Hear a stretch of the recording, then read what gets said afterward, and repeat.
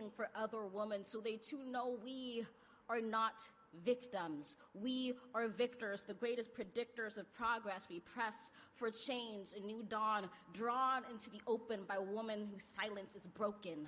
We push on and act on our responsibility to bring visibility to the most vulnerable, to bring freedom to those who don't have a choice, to bring volume to those who are using their voice. We clear a woman's way. We don't fear the day she steps into the light because we are with her for every step of that fight. There's a lot at stake, but making a difference always takes great courage. So we encourage women who dare to stare fear square in his face. Women who've always shown that when one woman shows up, she is never alone.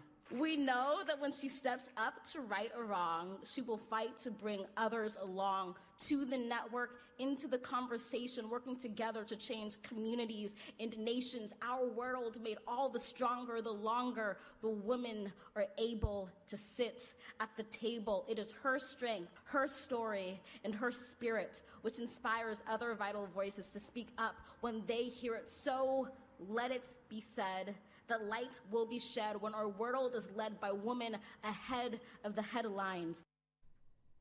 Amanda S.C. Gorman is an American poet, activist, and model. Welcome, welcome, welcome to the show. It's 12 after 9 o'clock. A pleasure to be in your company this morning. My name is Cathy Mohlahlana, and I'll be with you until midday as we lead conversations that move us. Coming up on the show today, before I get into that, I trust you're having a good Friday, the end of yet another week. By the way, I must say, I've noticed that on Fridays, and I know he usually listens on his way, driving to his next engagements. But what do they give the breakfast team on Friday mornings? Because I've noticed that they are a lot more happier than they are during the week. I don't know whether it's because it's a Friday, or is the donut policy still happening? Are donuts being distributed among the team? Or do I need to check on Thulasizwe Simelani's coffee? Do I need to have his coffee inspected? I love that on Friday you just get to hear such a different side of Thulas, and really, really a pleasure listening to. So Thulas, if I see this pattern continuing, we're going to have to check what's in your coffee every Friday morning. Anyway, you have a good weekend. Have a good weekend, my friend. Taking a look then at what's coming up on the show, we'll start off with the open line. I'll be taking your calls on 086 000 2032. 086 000 2032. Remember, it is your opportunity to raise matters of national interest on the open line. You get to set the agenda. On the WhatsApp voice note line 0614 104 107. And on X, it's at SFM Radio, the hashtag there, SFM Talking Point. So coming up on the show today, I guess this will probably close down what has been our coverage, particularly of Women's Month. And we're going to round the conversation off looking at the Electoral Commission. And the Electoral Commission celebrating women who are championing democracy. So we're going to have in studio some of the leaders of the IEC, not only at a national level, but also at different, in some of the entities and the organization at a provincial level, who are going to speak to us about the role that the women of this country play in our democracy. You would have heard some of the reflections that were shared earlier on in the week when the IEC held a briefing around the path to the local government elections, which we know might be between November 2026 and January 2027. But the point is that women are the majority participators in this democracy. So we're going to be looking at what that means. And I don't, it's statistics like that make you think, if women are the ones that are really the biggest contributors, then what does it say about the leadership that we have today? That should we as women be blaming ourselves for the kind of leaders that we are contributing so significantly to helping put in power? And to what extent do we hold them accountable for the state of women in the country, right? For the conditions of women in the country? How much of our agenda then is on the table and is on the cards for these leaders? And do we insist on it being the case? It's just something for us to think about. And as a voting bloc, with a majority voting bloc, but what is the intentionality, if anything at all, behind it? And the unity of women. What would happen if we decided that we are only voting for people who will do 1, 2, 3 for women? How would that change the stakes? That's part of the conversation that we can have in the second hour of the show with the IEC and, of course, some of the women that they also have been recognizing who are championing democracy. And, of course, it is a Friday, so coming up in the Friday wind down, we're going to be putting our feet up, and all roads lead to the 25th edition of the Standard Bank Joy of Jazz Festival. So what you can expect to hear on the Friday wind down until we get to the Joy of Jazz is really a snippet of those that will be gracing the stages. SAFM in particular is going to be sponsoring the Dipala stage. So you can also expect to hear some of those that will be performing on that stage also coming onto the radio in the run-up to the Joy of Jazz Festival. So let me not keep you in suspense any longer. Here's our guest for today.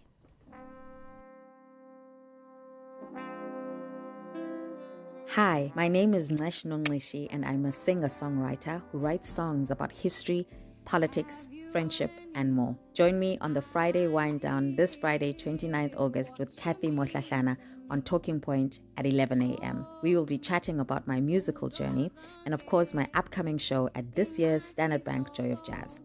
Tune in to SAFM 104 to 107 nationwide. I can't wait for this conversation, and you don't want to miss it. Quality, gossy, and good vibes. Affirmations when I'm down.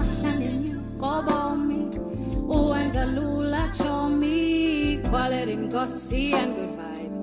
Affirmations when I'm down. Show me am, show me am, show me am, show me am, show me am, show me am, show me am, show me am, show me am. Are you looking for the best savings on spectacles? At Specsavers, enjoy 1,500 Rand off when you get tested at South Africa's trusted and most established optical group. Get 1,500 Rand off all frames in store, or use your 1,500 Rand off on our leading lens enhancements, such as drive light lenses that reduce artificial glare whilst driving. Book online or call your nearest store today. Affordable eye care, Specsavers. T's and C's apply. Keeping your family healthy this winter can feel like a daunting task. Try the Lung Shield range. It includes capsules to support healthy lungs and immunity, a syrup for kids that supports the immune system and promotes lung health, and an effervescent with 13 essential ingredients to optimize immune function. Put your family's health first this winter with the Lung Shield range. Available without a prescription at leading pharmacies. Lung Shield, prescribed by doctors, recommended by pharmacists. Hey there! Need to know your TV license balance but don't want to wait? No sweat! Just send a quick SMS with your ID or TV license number to 44210. Remember, standard SMS rates apply. And presto, your balance pops right up anytime, anywhere. It's as easy as pie. So why procrastinate? Give it a try and get your info in a flash. T's and C's apply. Mzansi, the Powerball and Powerball Plus jackpots estimated at a total 85 million rand are your chance at an unforgettable Friday. Don't delay. Play Powerball for an estimated 37 million rand and Powerball Plus for an estimated 48 million rand today. Buy your tickets now in store on nationallottery.co.za, the mobile app, cell phone banking, or simply dial *120 *7529# for USSD. Panda, Pusha, play. Players must be 18 years old or play responsibly. E2 is the proud operator of the National Lottery. Call us on 086 000 2032. You're listening to The Talking Point. We continue the conversation right here as we lead conversations that move us. I'm taking your calls. Our National Roundtable line, 086 000 2032. Let me go to Bizana. Alpheus, good morning. Call. Good morning, Alpheus. Yes, I'm thanking you to take my call. All right. Yeah, hey, Cathy, I'm so desperate. What I'm wanna tell you, I've gone everywhere about the house. I think you did see me on SABC 1 last year. Up to now, they said the municipality, my name is not there. You get me? Hello? And Alpheus, how long have you been waiting for a house? Yes, more than 8 years. Mm. Even now, I'm telling you, I can give another number for WhatsApp, and you play my video at home. It's going to be so desperate. That's why now, what I need now to speak to the president about this, I don't want to embarrass him because I would like to speak to the media, a program whereby people living with disability are suffering so much. Mm-hmm. There's non-disabled people, they don't care about us. Alpheus, when you raised the matter, I'm not aware of the program that you say was done on SABC 1. But Yes. when you raised the matter with the relevant officials, what did they say to you? They say I've spoken to the media. What you have done, you left us to media. You didn't follow us. I must keep waiting for my life. Even now, they chase me away. So basically, you believe that they were punishing you for being vocal about your Yes. experience. Yes. Well, that's not I right. can tell you, if I can tell you about blacks, it's gonna be shocking. I'm telling you. Mm. I didn't go. I stopped University of Transkei. They didn't give me even a bursary during the Olomisa's time. The bursary. I'm struggling. Everyone, when they see me, they see a cheap labor is going to work for free. Mm. I was looking after Cathy. I grown up. Now, I find myself having a program. I want to have a program whereby I will disclose my life. The punishment I did receive when I was young, I will explain fully to the public. Yeah. That's why I was wishing to speak to the president now, or have a program for SABC. But what do you want I to will say? What do you want to say to the president, Alpheus? To give a hand on me. I don't understand. As in the president, how must he give a hand on you? I'm just looking for support. Oh, I see. I'm looking for support because Okay. what I see is there a black disabled person like me living with physical challenge. You are a nonsense. Even those municipalities, they bring someone who's well educated. They say shame.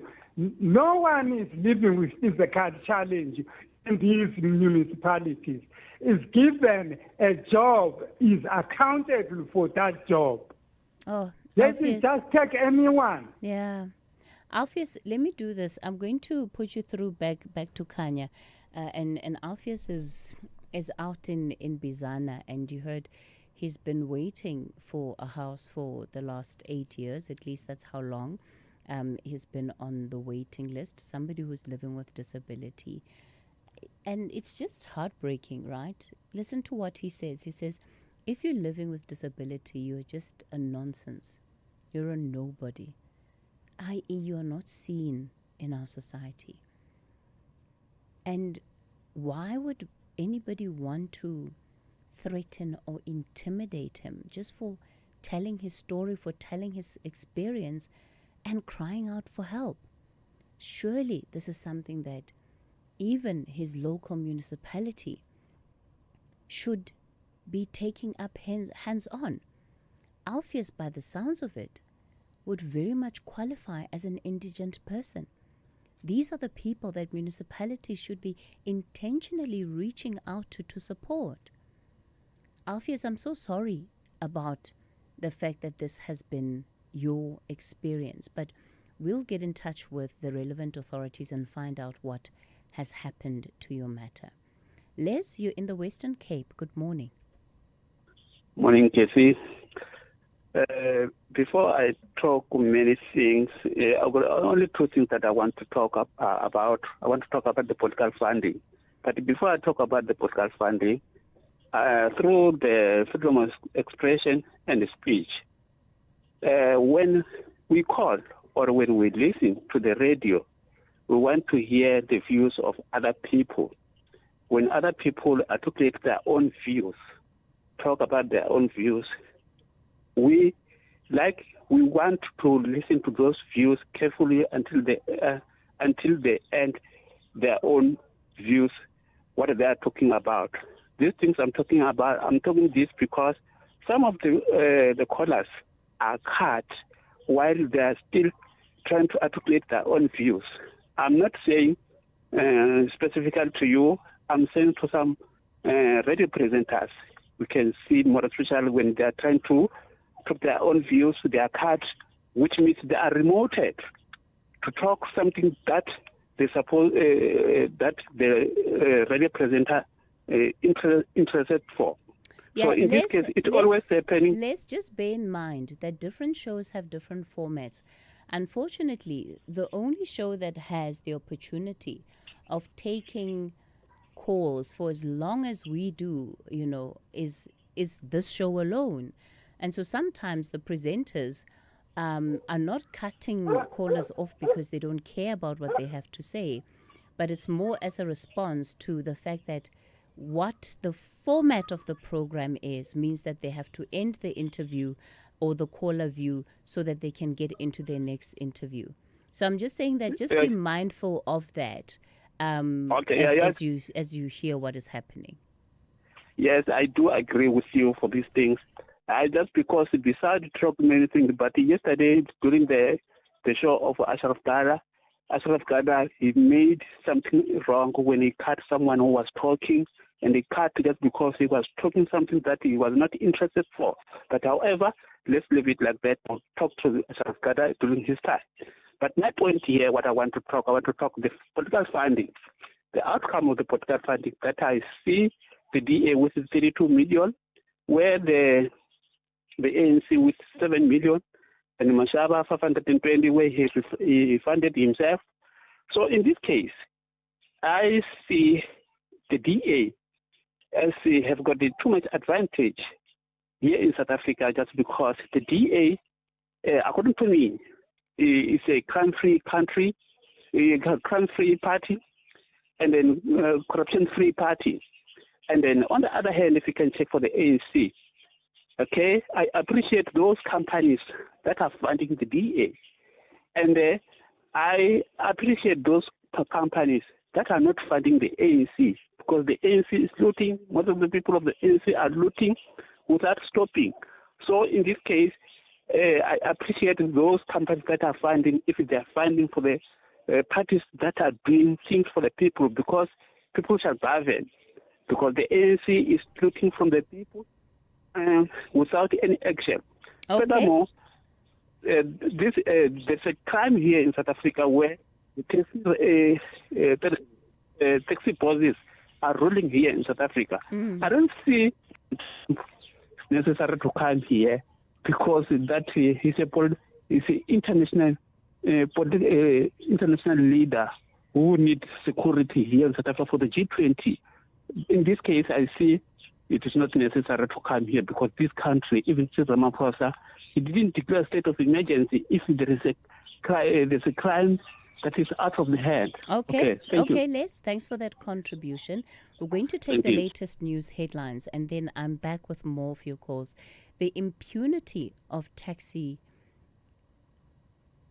drivers, taxi owners, and those who commit violence in the name of protecting the industry is going to continue to spiral if there is no intentionality about dealing with it as a national emergency.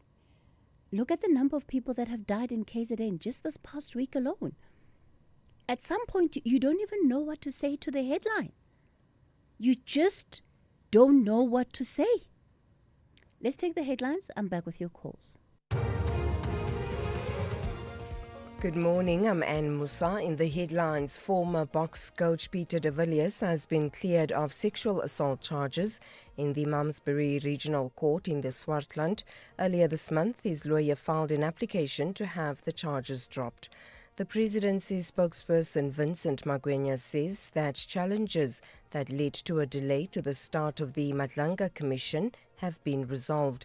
The commission, initially set to begin on the 1st of next month, announced that it would no longer commence on that date.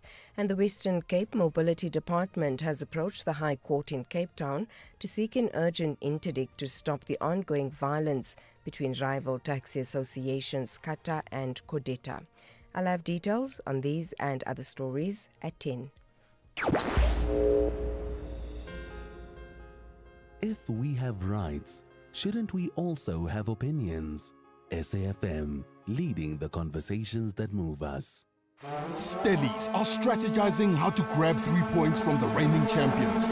But Masandawana want to paint the mother city Cabo Yellow. This is a Betway Premiership. Catch Stellenbosch FC versus Mamelodi Sundowns FC live this Saturday, 30 August on SABC radio stations at 3 p.m. You can also listen to top-class commentary on SABC Plus.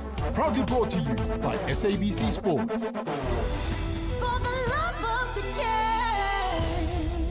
game. Dis-Chem's Beauty Fair is here. Enjoy unbeatable savings on skincare that loves your skin as much as you do. Glow, hydrate and radiate. From expert-approved dermacosmetics to everyday essentials, we have the perfect match for your skin and your budget. Our skincare specialists are on hand, ready to help you find the best for your skin.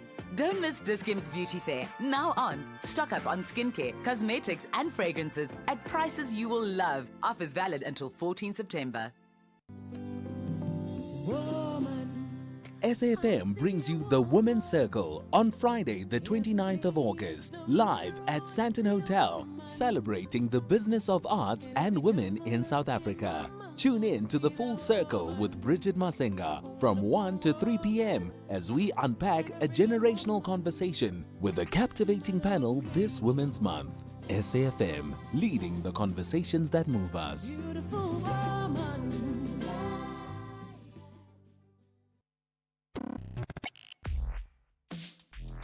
Let's have the conversation. WhatsApp voice notes on 0614 104 107. Morning, Oskethy. This is Tabitha Bloemfontein.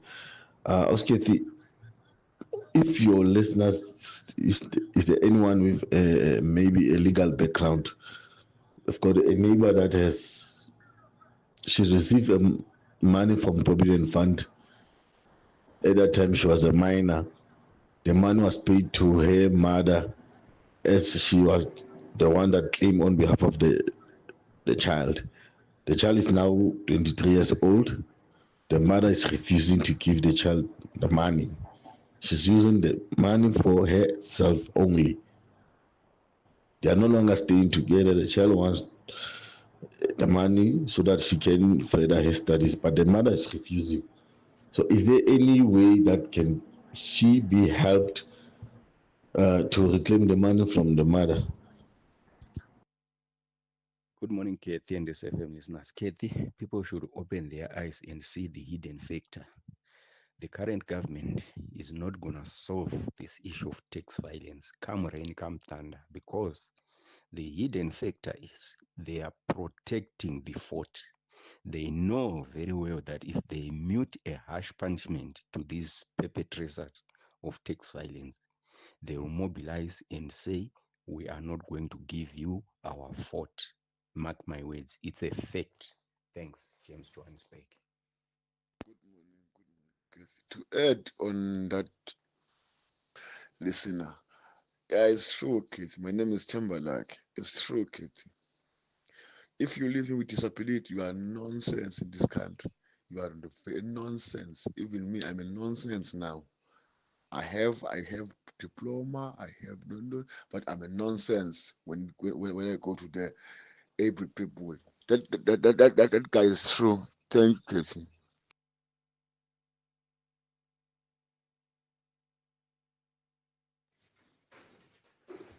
Good morning, Kathy. I am Tagatayo in Landi location, Kafumva. Concerned about this taxis violence.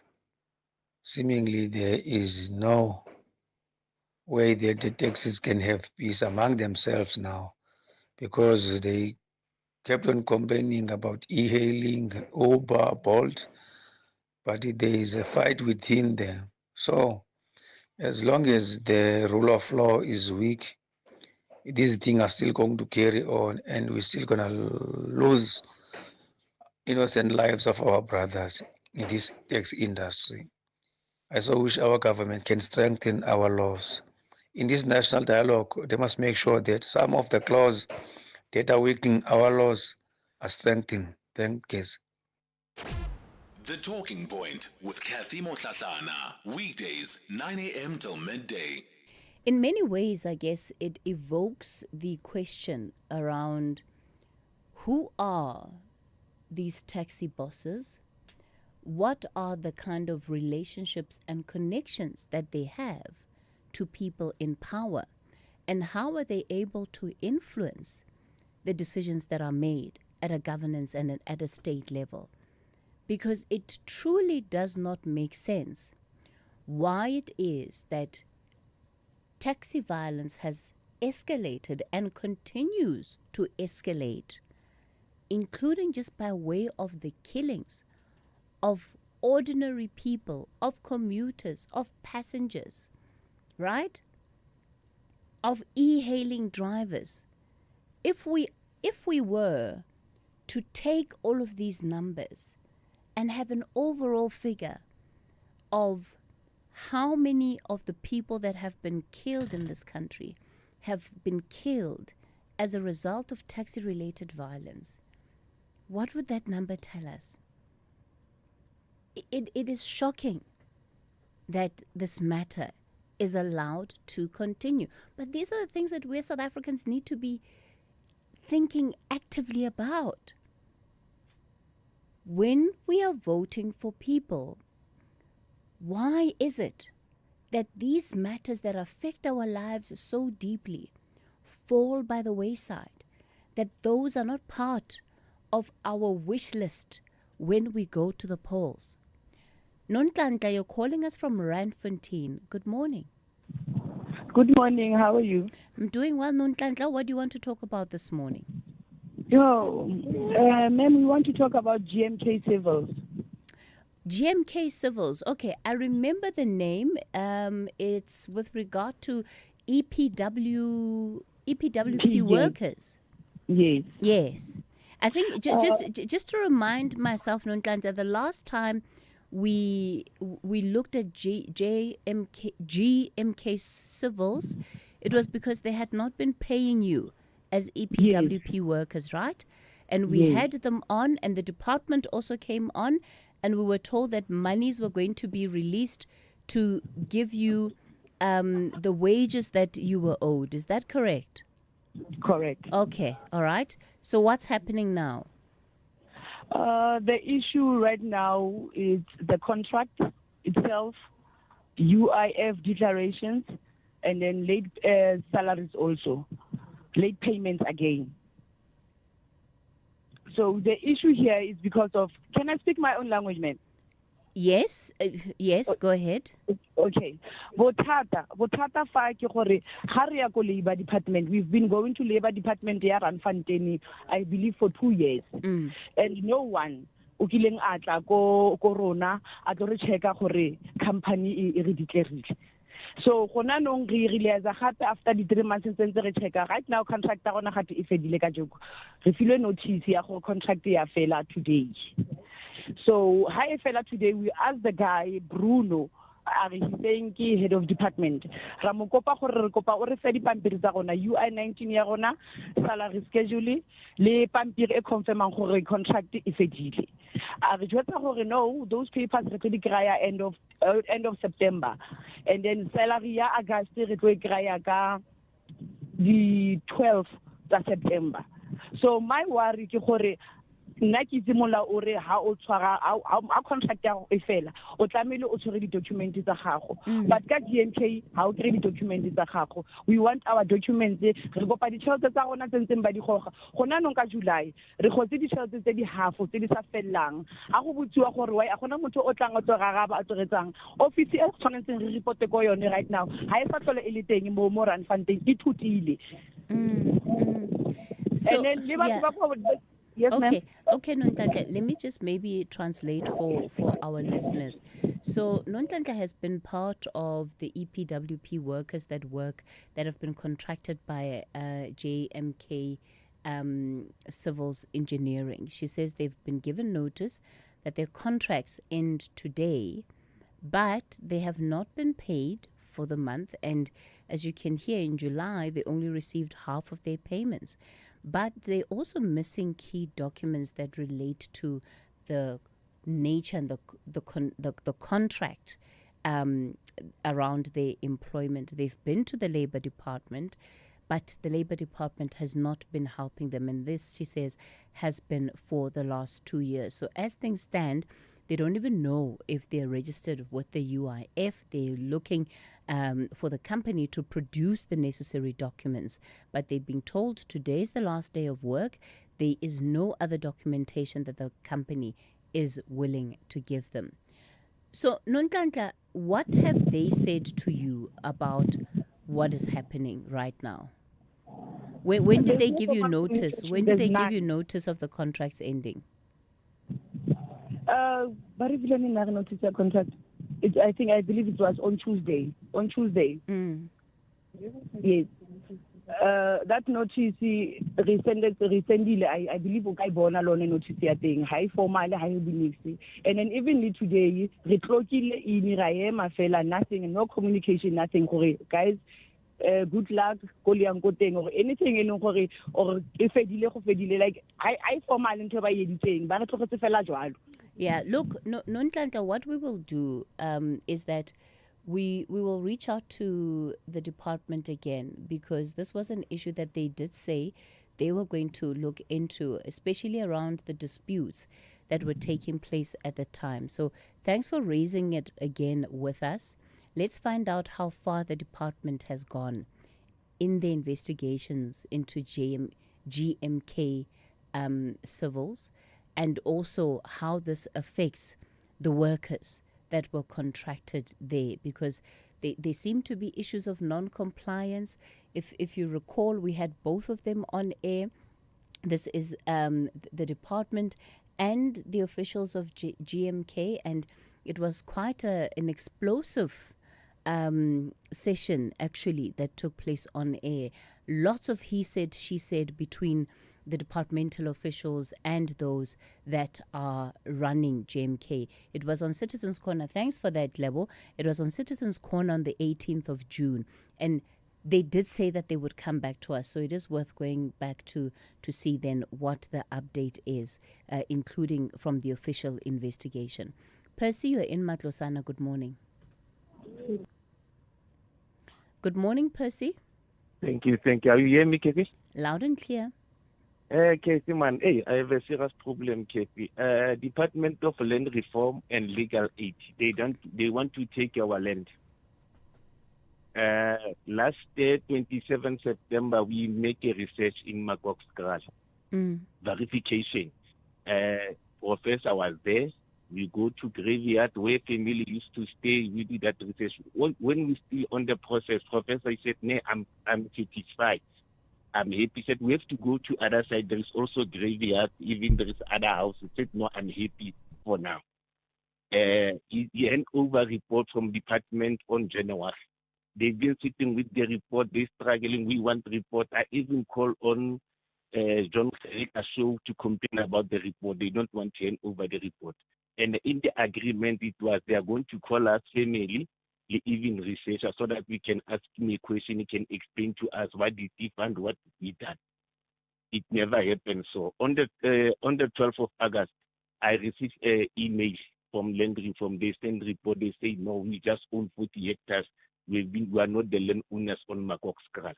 And funny enough, I've been complaining about legal aid. Because of legal aid, we've been struggling with affidavit for letter of authority. But since they appointed to assist us, it's been 2 years. They never done nothing, meeting, nothing. They are not coming.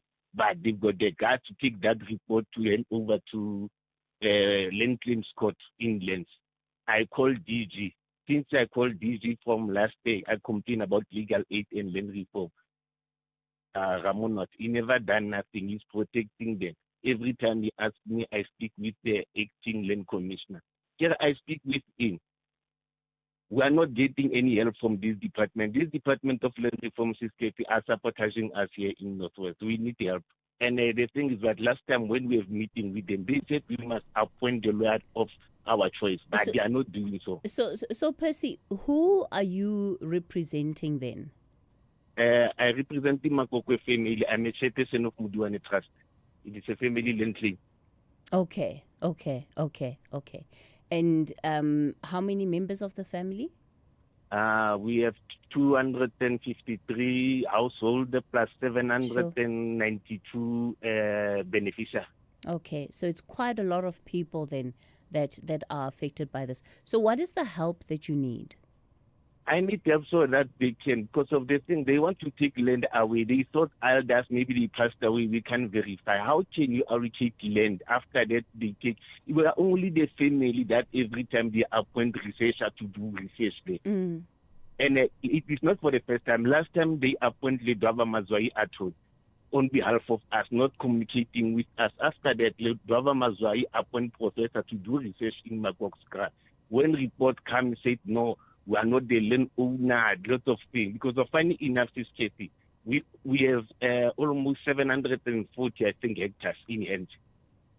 We've been applied for fund, I think, 2012 for chicken stars. I was worth 14 million. They bought us tractor, Ford Ranger, trailer.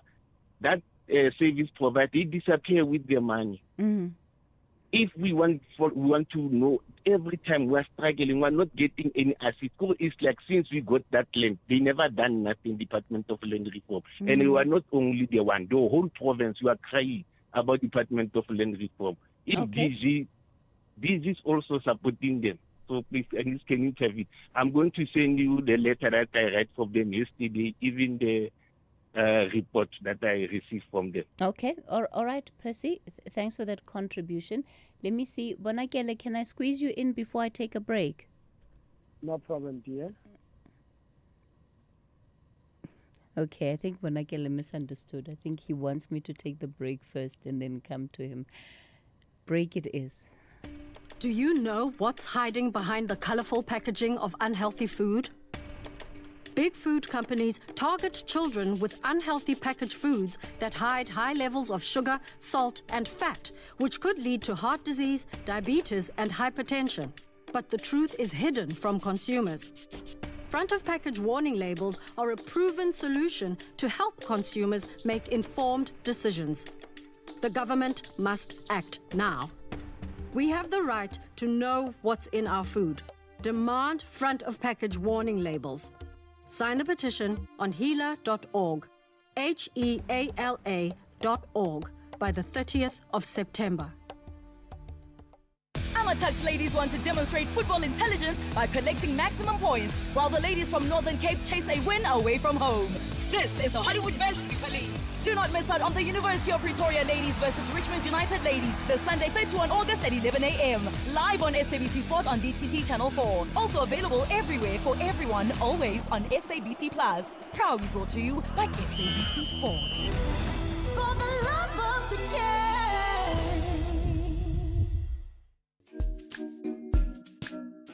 SAFM celebrates its 89th birthday this month by giving listeners an exclusive opportunity to attend the prestigious Joy of Jazz taking place at the Sandton Convention Centre from the 26th to the 28th of September 2025.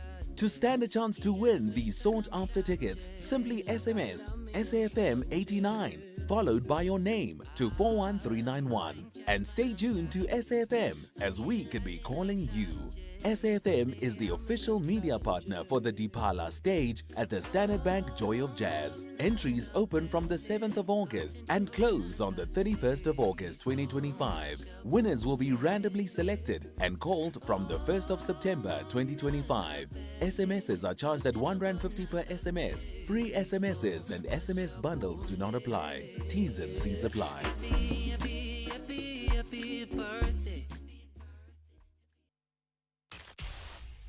The Talking Point with Cathy Mohlahlana. Weekdays, 9 a.m. till midday. You're listening to The Talking Point. We continue the conversation on the open line. This is your National Roundtable. I'm still taking your calls on 086 000 2032, on the WhatsApp voice note line 0614 104 107. Bonakele, good morning.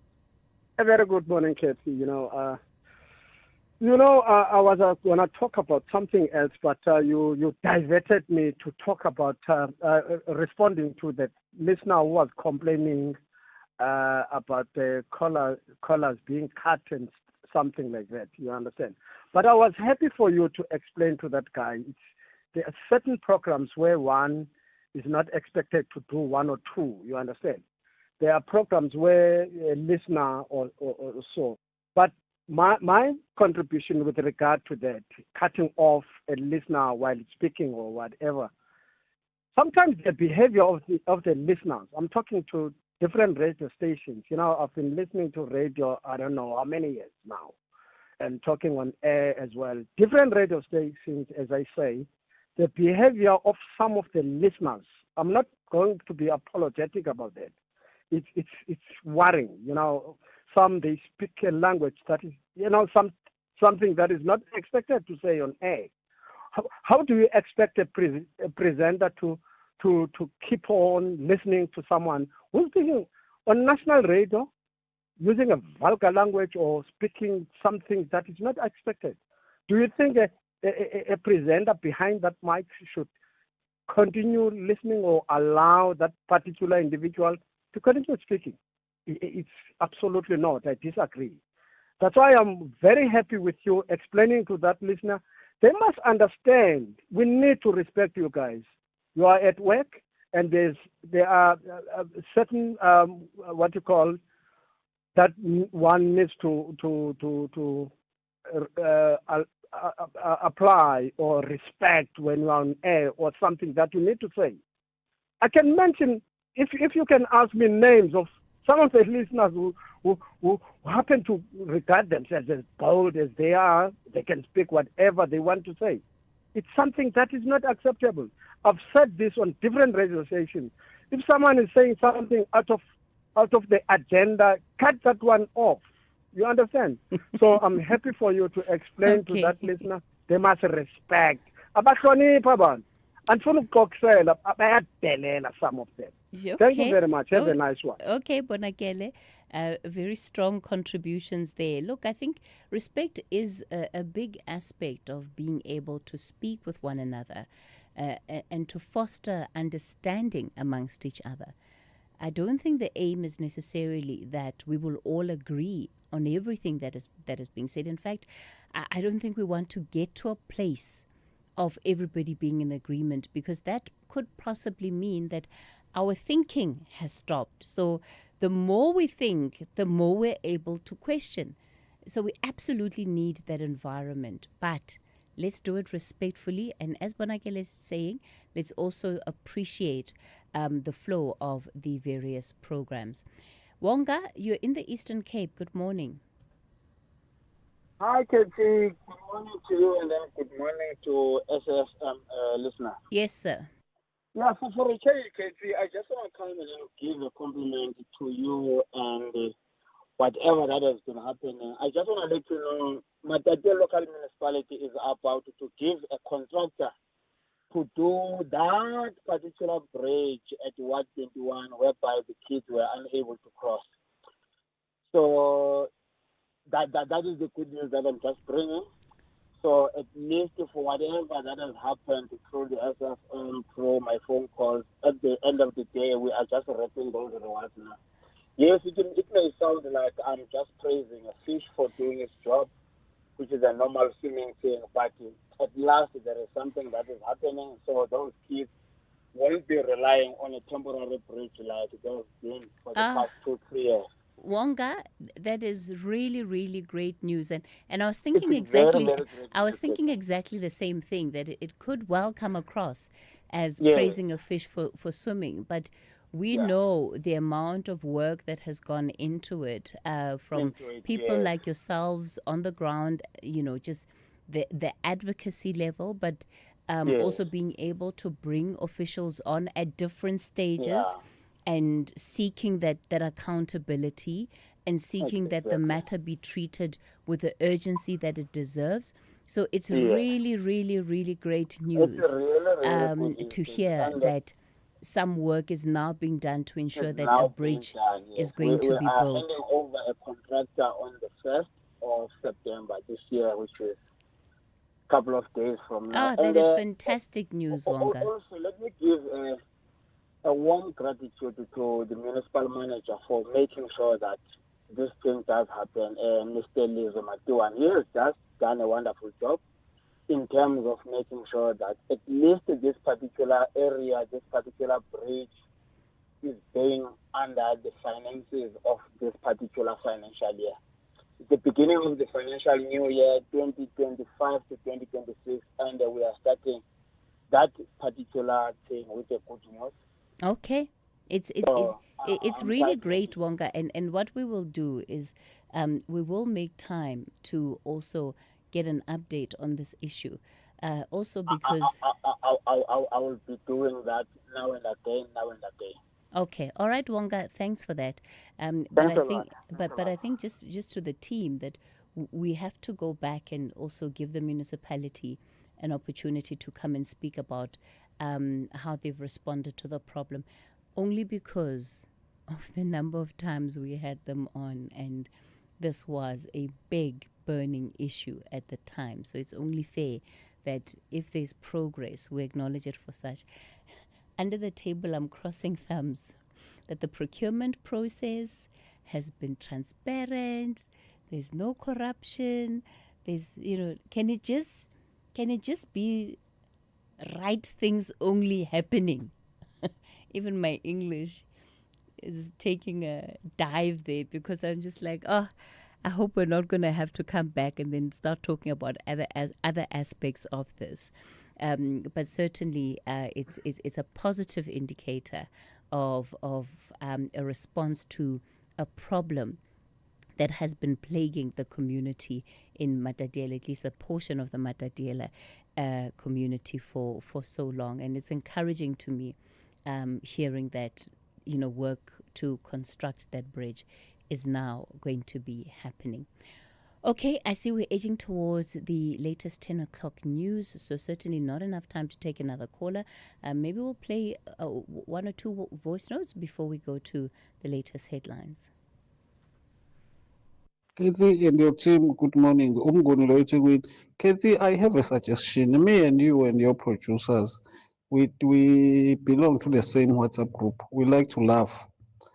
Let's make it 10 to 11 a therapy hour. After we hear all the bad news from Sunday to Thursday, from 10 to 11, let's laugh. Let's come up with a topic like Apoma Kwapeni, like Impandla. Just play those calls of Rasta. You remember Rasta. Let's laugh on Friday. You remember the woman that you shut down, I think 2 years back, who was trying to advise women how to find a man. Let's laugh on Friday, man, Kathy. Hey, it's too much. It's too much. They are chowing million. They are killing each other. There is rape. There is kidnapping. On Friday, at least, let's laugh. Let's laugh, Kathy. Thank Kathy and your team. The suggestion is well noted. But that means Friday we laugh, we sing. I don't know, hey? Too much might go wrong in the world in that 2 hours and it will miss all of it. Here are the latest news updates.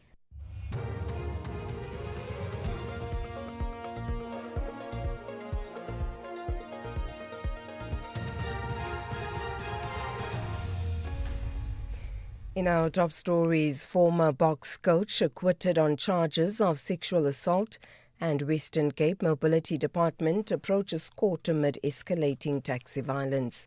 Good morning.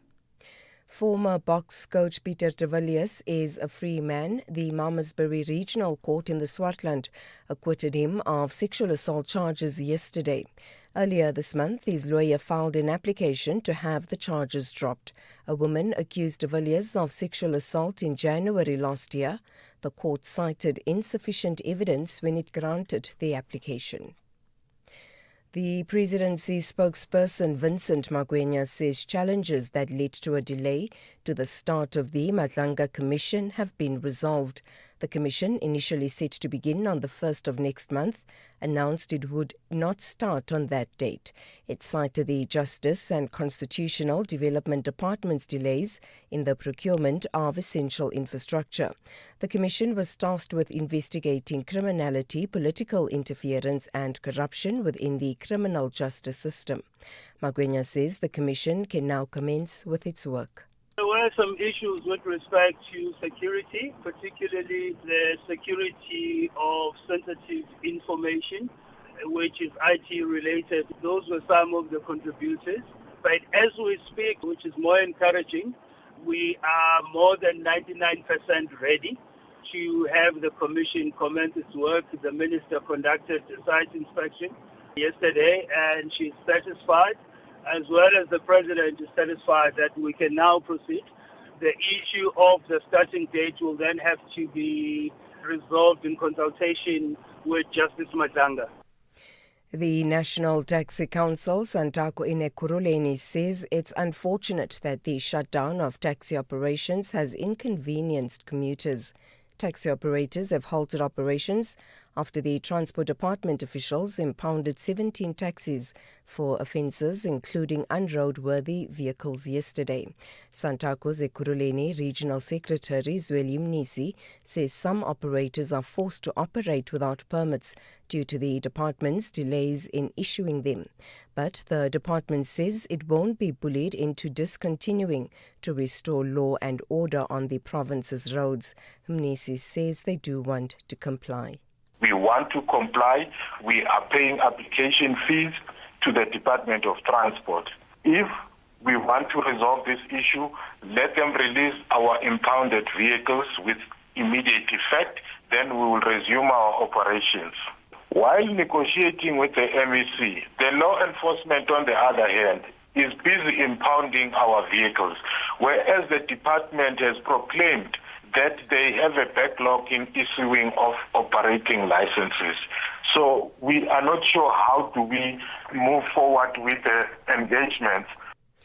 The Western Cape Mobility Department has approached the High Court in Cape Town to seek an urgent interdict to stop the ongoing violence between rival taxi associations, Kata and Kudeta.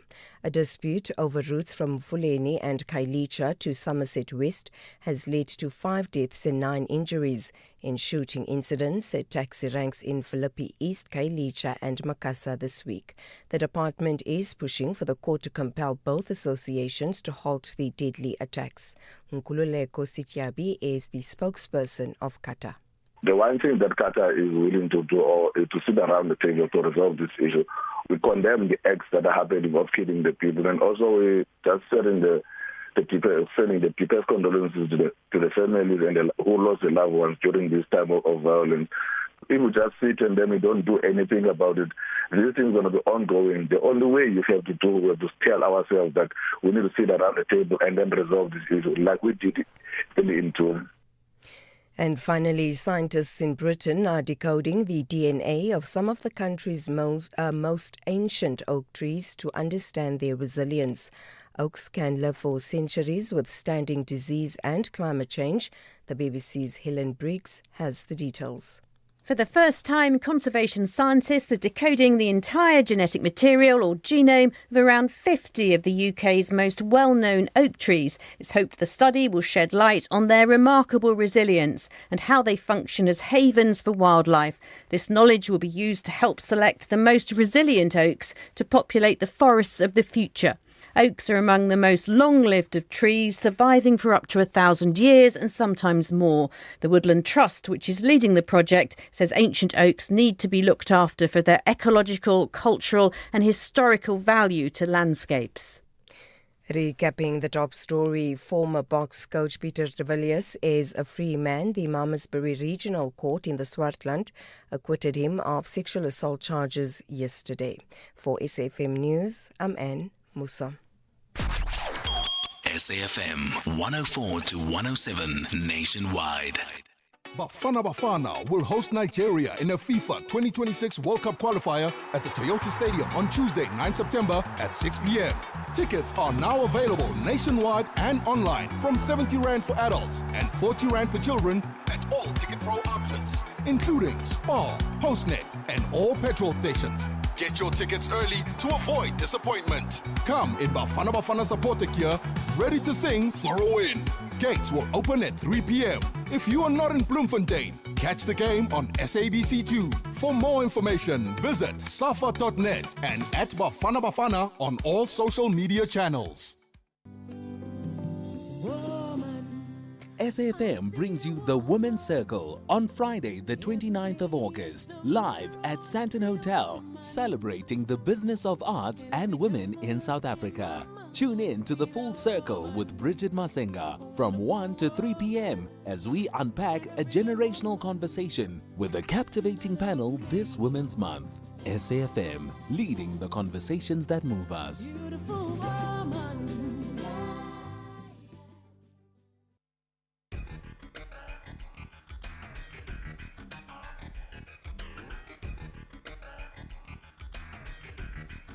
The Talking Point with Cathy Mohlahlana. Weekdays, 9 a.m. till midday.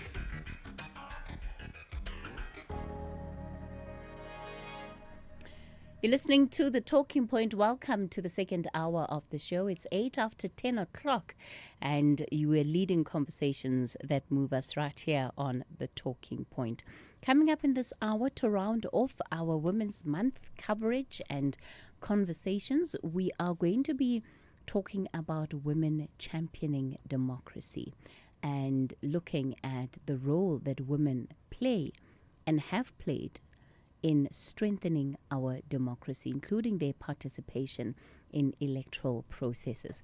That conversation is coming up shortly. Before we do, let's take some of your WhatsApp voice notes from the open line. Let's have the conversation. WhatsApp voice notes on 0614 104 107. Good morning, Alex Obayo from Durban. I just want to comment on the taxi violence. I think the government must abolish the associations. There must never be associations, because these associations, that's where crime starts. There must not be association. You got a taxi, You can just license it and do whatever you want to do with it. So there won't be this association, that association. That's where the crime starts. Good morning, Cathy. We live in such a beautiful country here in SA, and we are being bullied by such a few people that are criminals, taxi associations, and so forth. I think it's time we take a stand for ourselves, all the good people. Take a stand. We need to rise up. And I'm not talking about violence. I'm saying, come on, man, we're losing our income because taxis are on strike. It's their choice that we lose our income. So let us lose our income and make it our choice to lose our income to gain something. I say boycott these taxis for 3-4 days and let's see what they do. This is Rafik in the Eastern Cape. Hi, morning, Cathy and SAFM listeners. I'm worrying about these people who are always complaining that let's go back to DA, white people are better than black people. You know, even Israelites, they complain while Moses was taking them to Canaan. On their way, they kept on saying, why you remove us from Egypt and all those things and forget about their slaveries. So, guys, it's not all about going back to slavery or white people are better. It's a matter of, yes, we learned, we've seen where we went wrong. Let's dust ourselves, let's pull up, let's go on as black people and then win this. It's few things that we need to correct, corruption and all those things, but we can still do it on ourselves than going back and thinking that apartheid was better. Morning, Cathy. Hope you're well. Just listening to Alpheus's story, it really is heartbreaking. It's so disheartening that when we as ordinary citizens, the voiceless, when we reach out, as you say, crying for help, wanting to be assisted in any and all matters, when we reach out, when we speak out, not even to the media, we actually become further victimized. So I, for one, having canvassed my story, I subsequently lost my job just for seeking help. So you can imagine if Alpheus had to go through that, who are we as ordinary citizens to actually not be disadvantaged in the same manner?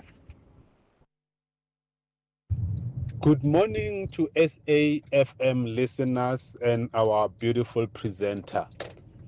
Can you please ask somebody to come and explain what happened to the smart city or the city that President Ramaphosa promised us when he started his first term? You must remember when he was opening the parliament, he was talking about us having a new city. Imagine having a new city built from scratch and all that. Where is that city? He's on his second term and there's still no new city that he promised us. Or was he just politicking and giving us empty promises as he always been doing? We'll appreciate feedback to that effect. Who says talking never solves anything? SAFM, leading the conversations that move us. If you think you cannot afford a lawyer, think again. Clientele Legal has made professional legal services affordable for you. Whether it's a civil, criminal, or labor-related matter, we have a nationwide panel of attorneys standing by to assist you.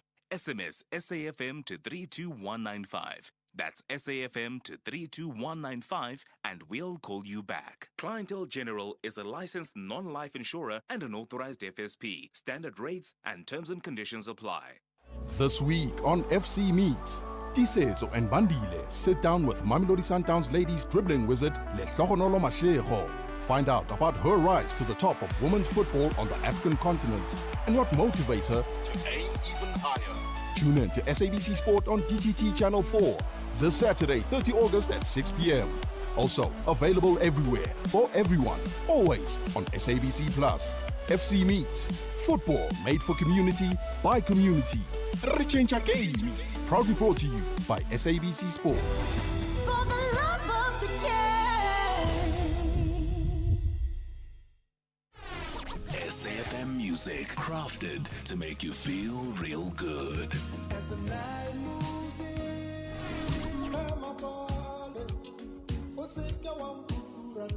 Handpicked just for your pleasure.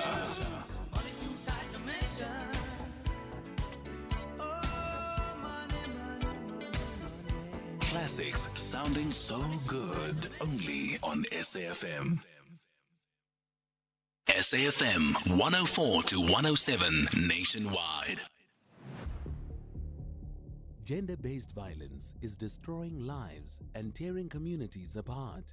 It happens in homes, in schools, at workplaces, and too often in silence. But it doesn't have to continue. If you see it, speak out. If you are hurting, reach out, because doing nothing is not an option. Listen to all 19 SABC radio stations from Wednesday, the 23rd of July for hard talk, discussions, advice, dramas, educational shows, and interviews around GBV with experts, survivors, lawmakers, and a whole country affected by gender-based violence. All on your favorite SABC radio station. Call 0800 428 428 to report abuse or get help. GBV, it ends with you. This message is brought to you by the SABC.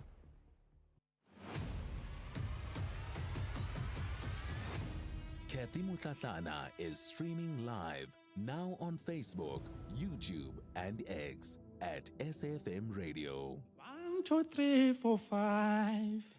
1, 2, 3, 4, 5, 6, 7, 8, 9.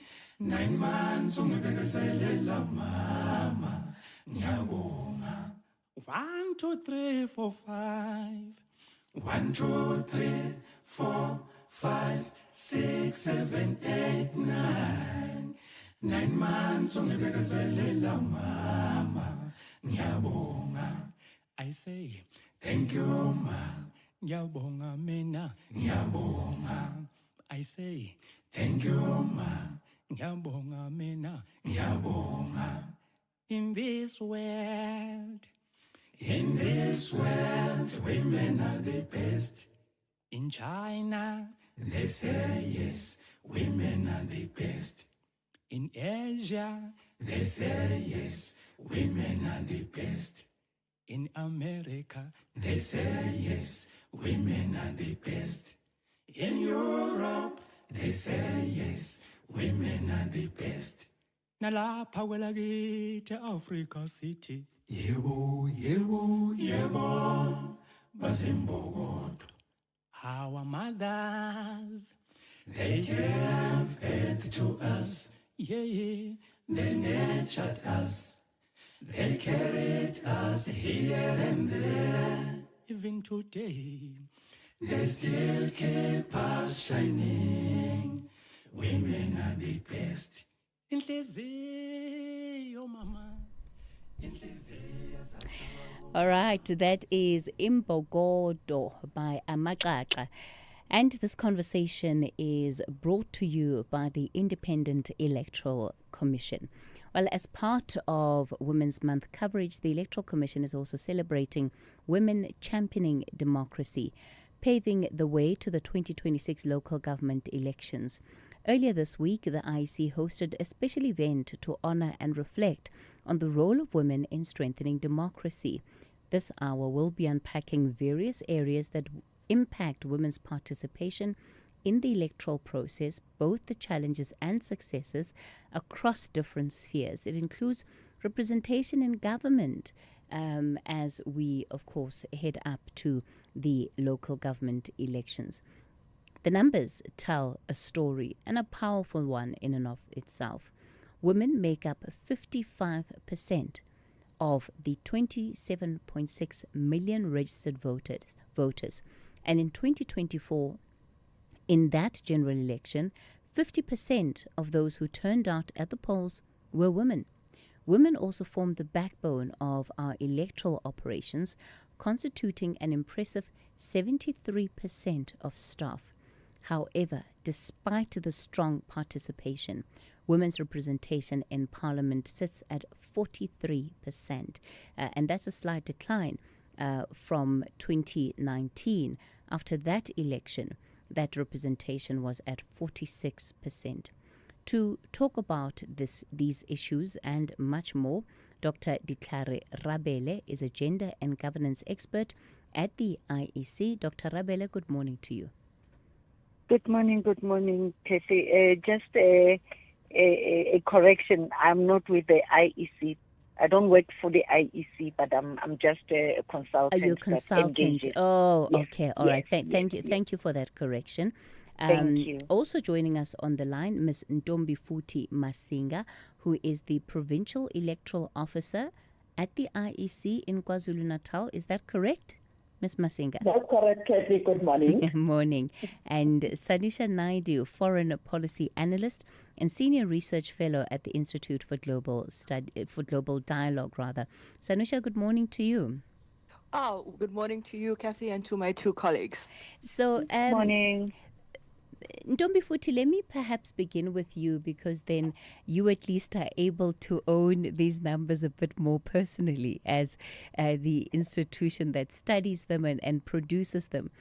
You have women making up the majority of registered voters, also being the ones that show up on voting day.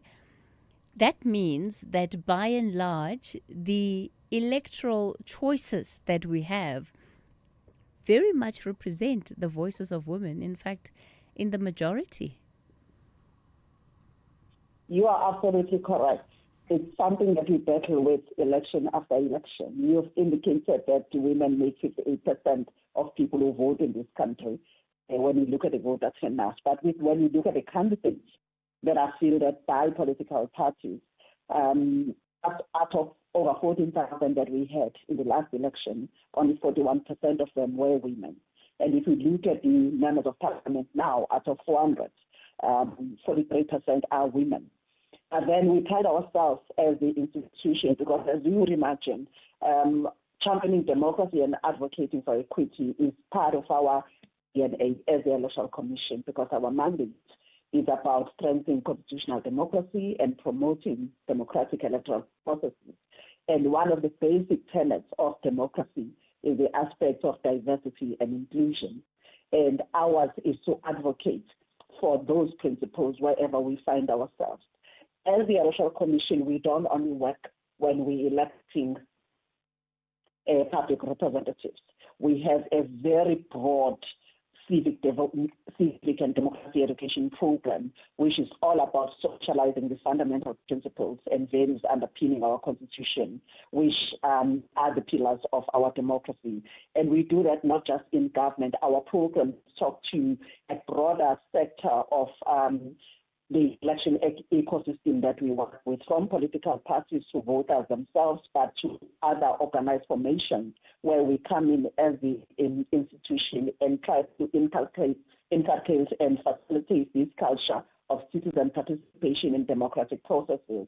And for us, the issue of previously disadvantaged and marginalized groupings like women and people living with disabilities, as an example, in all our programs, that is the underpinning thing that we try to promote. If we work with schools, with tertiary institutions, ours is to make sure that there is a platform for previously suppressed voices to be heard, because that's what democracy is about, Cathy.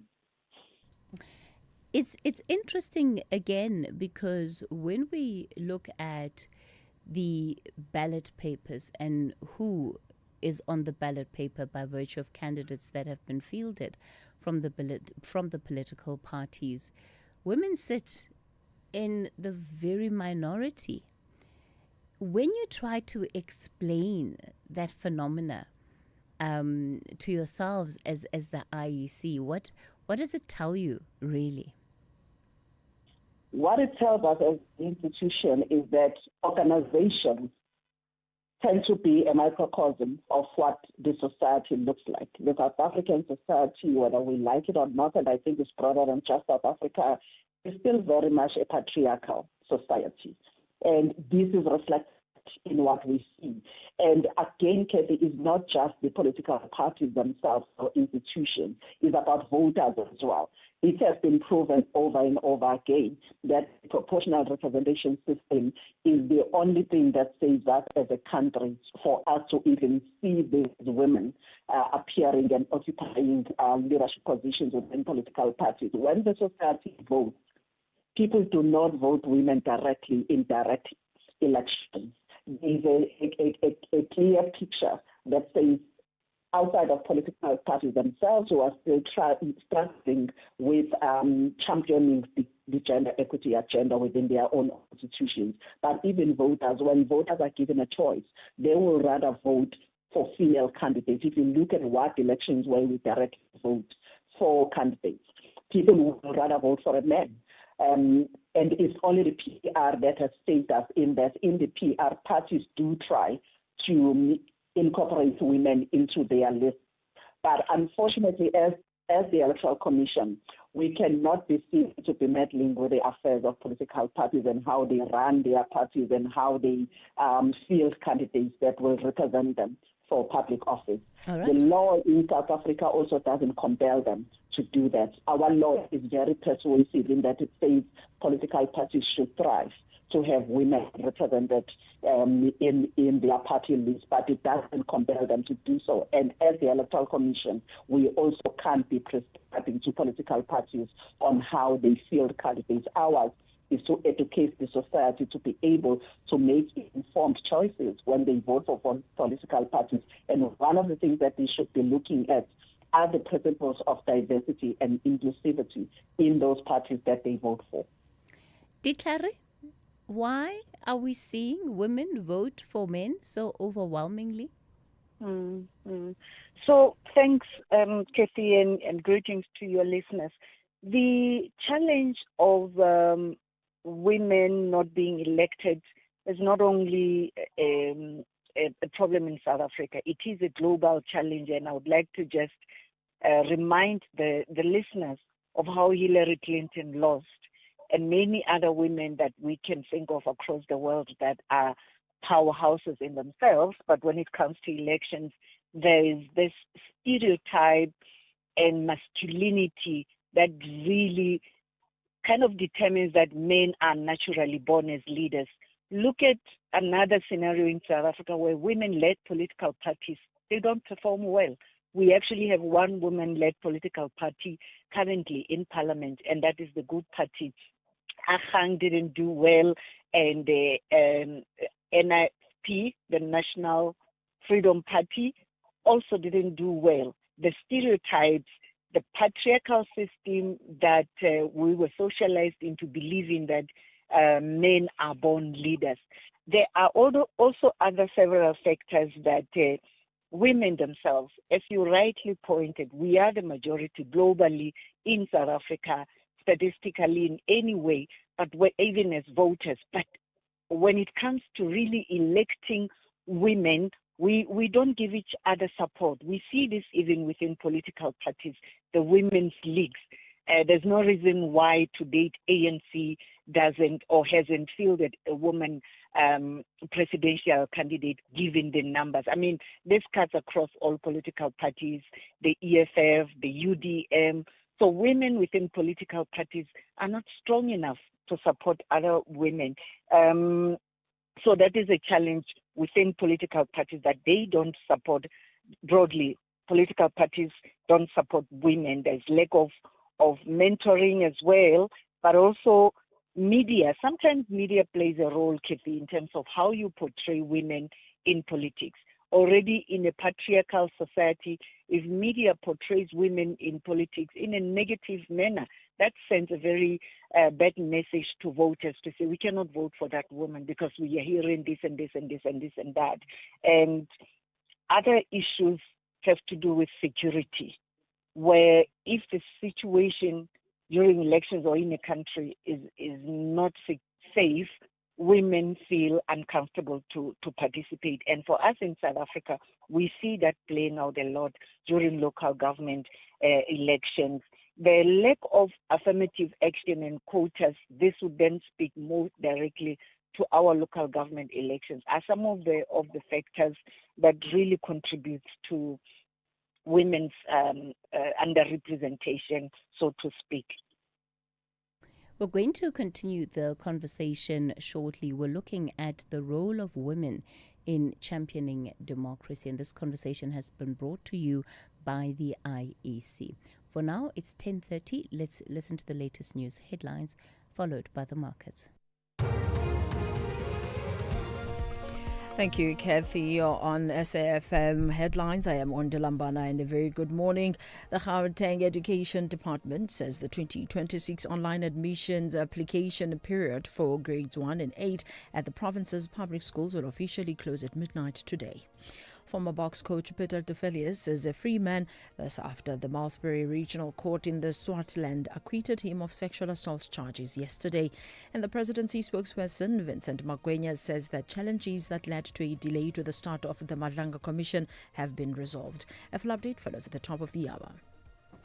Taking a look at your markets this morning, the rand is currently trading at 17 rand 74 to the dollar, 23 rand 91 to the pound, and 20 rand 71 to the euro.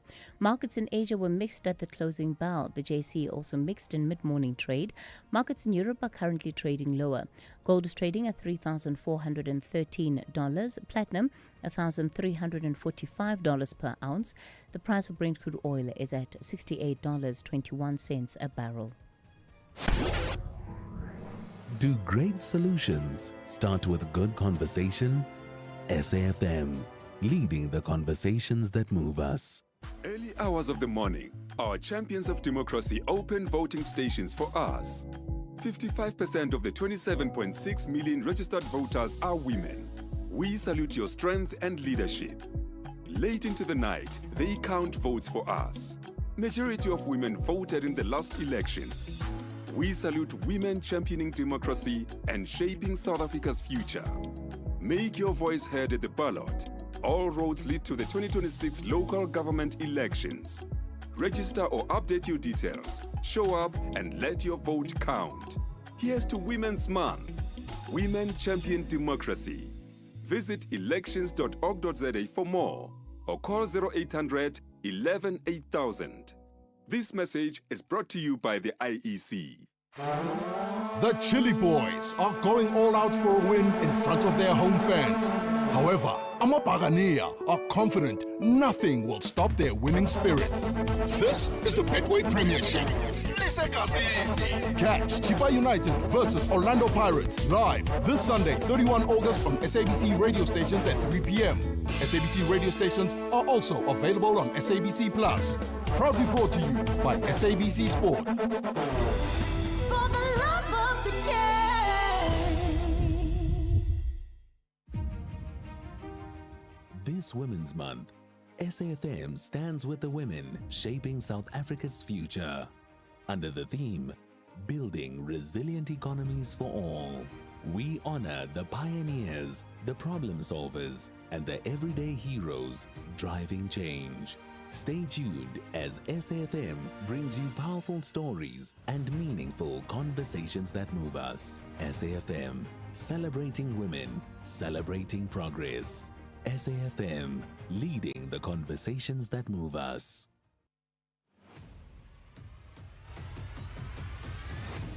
Cathy Mohlahlana is streaming live now on Facebook, YouTube, and X at SAFM Radio.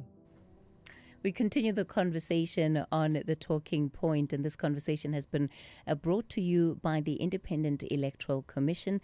And this month, the IEC is championing women in democracy and also looking at the impact of women's participation in electoral processes. Dr. Ditlhare Rabele is a gender and governance expert and consultant. Ms. Ntombifuthi Masinga is the provincial electoral officer at the Independent Electoral Commission in KwaZulu-Natal. And of course, Sanusha Naidu, foreign policy analyst and senior research fellow at the Institute for Global Dialogue.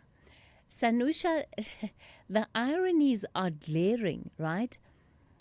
What a juxtaposition that you would have women being at the very bottom of society by many of the metrics that we would use. If we're looking at poverty, if we're looking at unemployment, it is women that bear the brunt of that. If we're looking at violence, it is also women that bear the brunt of that. Yet, it is women that are also the ones that are in charge of putting leaders in place. We are the ones that are making decisions about who gets to govern society. All right, I see that we've just lost Sanusha on the line. Is she back? Okay, Sanusha, I hope that you've been able to hear that question. How do we begin to make sense of this? Yeah, I mean, good morning, Cathy, again, and to the listeners and to my colleagues. I mean, it's very complex, to try and unpack it, given the statistics that we've been discussing on the program, but also in terms of the fact that at a global level, women do constitute a bigger constituency as a stakeholder in terms of how they are, in terms of their engagement in women in politics, but also as activists, going forward in terms of putting forward the kinds of socio-economic development engagements, looking at the way in which these challenges around developmental issues are being carried out by women, and also they are the ones that are impacted by it. So the challenge, I think, is really around how do we think about women in politics. But I think it's the model of the framework that is really where the systemic challenges rise from. In other words, how the model has actually over time created this very binary set of issues, this very kind of debilitating impact on not just representation of women. And if we look at global statistics around women in parliament, the role of the number of seats women may hold in parliament at the global level, according to the Interparliamentary Union's statistics, it's around about 27.2%. And that's not necessarily something we should be applauding, because that's just an 11.3% rise from 1995. And if we go back to 1995, the Beijing Conference on Women Empowerment, I mean, that was supposed to be significant in terms of where we are in this 10-year interval, or 20-year interval, rather. And so we're not there. And this, again, tells us that the representation is good, but it's not necessarily moving in the way that it's actually aligning to the expectations and the kind of policy implications that this has. So there's something inherently wrong with the model. And of course, as of 1st January this year, if you're looking at the number of women that served as heads of state or have been presidents and prime ministers of countries, it's around about 31 women that represents this occupying a head of state. But also the question is, what does that mean? Because again, it's not just about whether you have somebody at the top, whether you have representation. It's how do you measure this in the qualitative impact on policy, and all of these perceptions we have about whether a woman serve best in a care economy, whether they are better placed in social development portfolios, or they can't be in this portfolio because it's too dramatic for them to be there, and they don't have the wherewithal to be there. So I think we're facing a fundamental existential crisis here around this.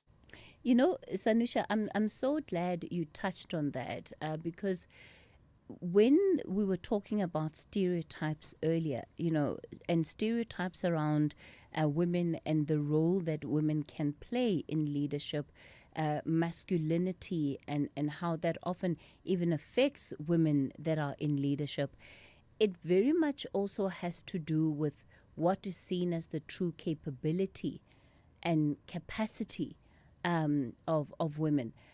When we look at data from the private sector, some of the work that has been done there by UN Women, the International Labour Organization, it seems to be well accepted now that women in leadership positions are able to impact the lives of society more broadly than men are. Now, I'm careful not to put it as a men versus women conversation, but just to speak about it as a what does the data show us? What does it reveal to us about what happens when women are in leadership? But for whatever reason, the issues that women have about the role in society and how much space is created for us in society, those are not always voting issues. Why is that? It's the way I think what both my colleagues have alluded to, and I think it's the way we are conditioned. I know we talk about the word socialized, but I think we also are conditioned in society along the ways in which it starts off at the very basic level in families. I mean, if I think about my family growing up and being somebody that decided wants to be a political analyst or wanted to be a career in politics, not necessarily in politics, but as a political scientist. I mean, there was all these issues around whether you are being measured against your male cousins and so forth. And we do this. We do this subconsciously. We tend to assume that there are certain career paths that are solely the preservation of the fact that it has to be for your male counterparts and it's not for you. And so women have been breaking ground in that. They've been, in terms of some of the issues with regard to breakthroughs in science, etc. If you look at the women scientists, etc., they've been breaking ground. But I think the challenge is it's the way we actually perpetuate the cycle of conditionality, the way we perpetuate patriarchy within the most localized level of our society, and that is within the family, and then it manifests into bigger and more broader contexts around communities, and then it starts to widen out into broader society, into politics, into other spaces. And I want to pick up on a point that you made about the private sector.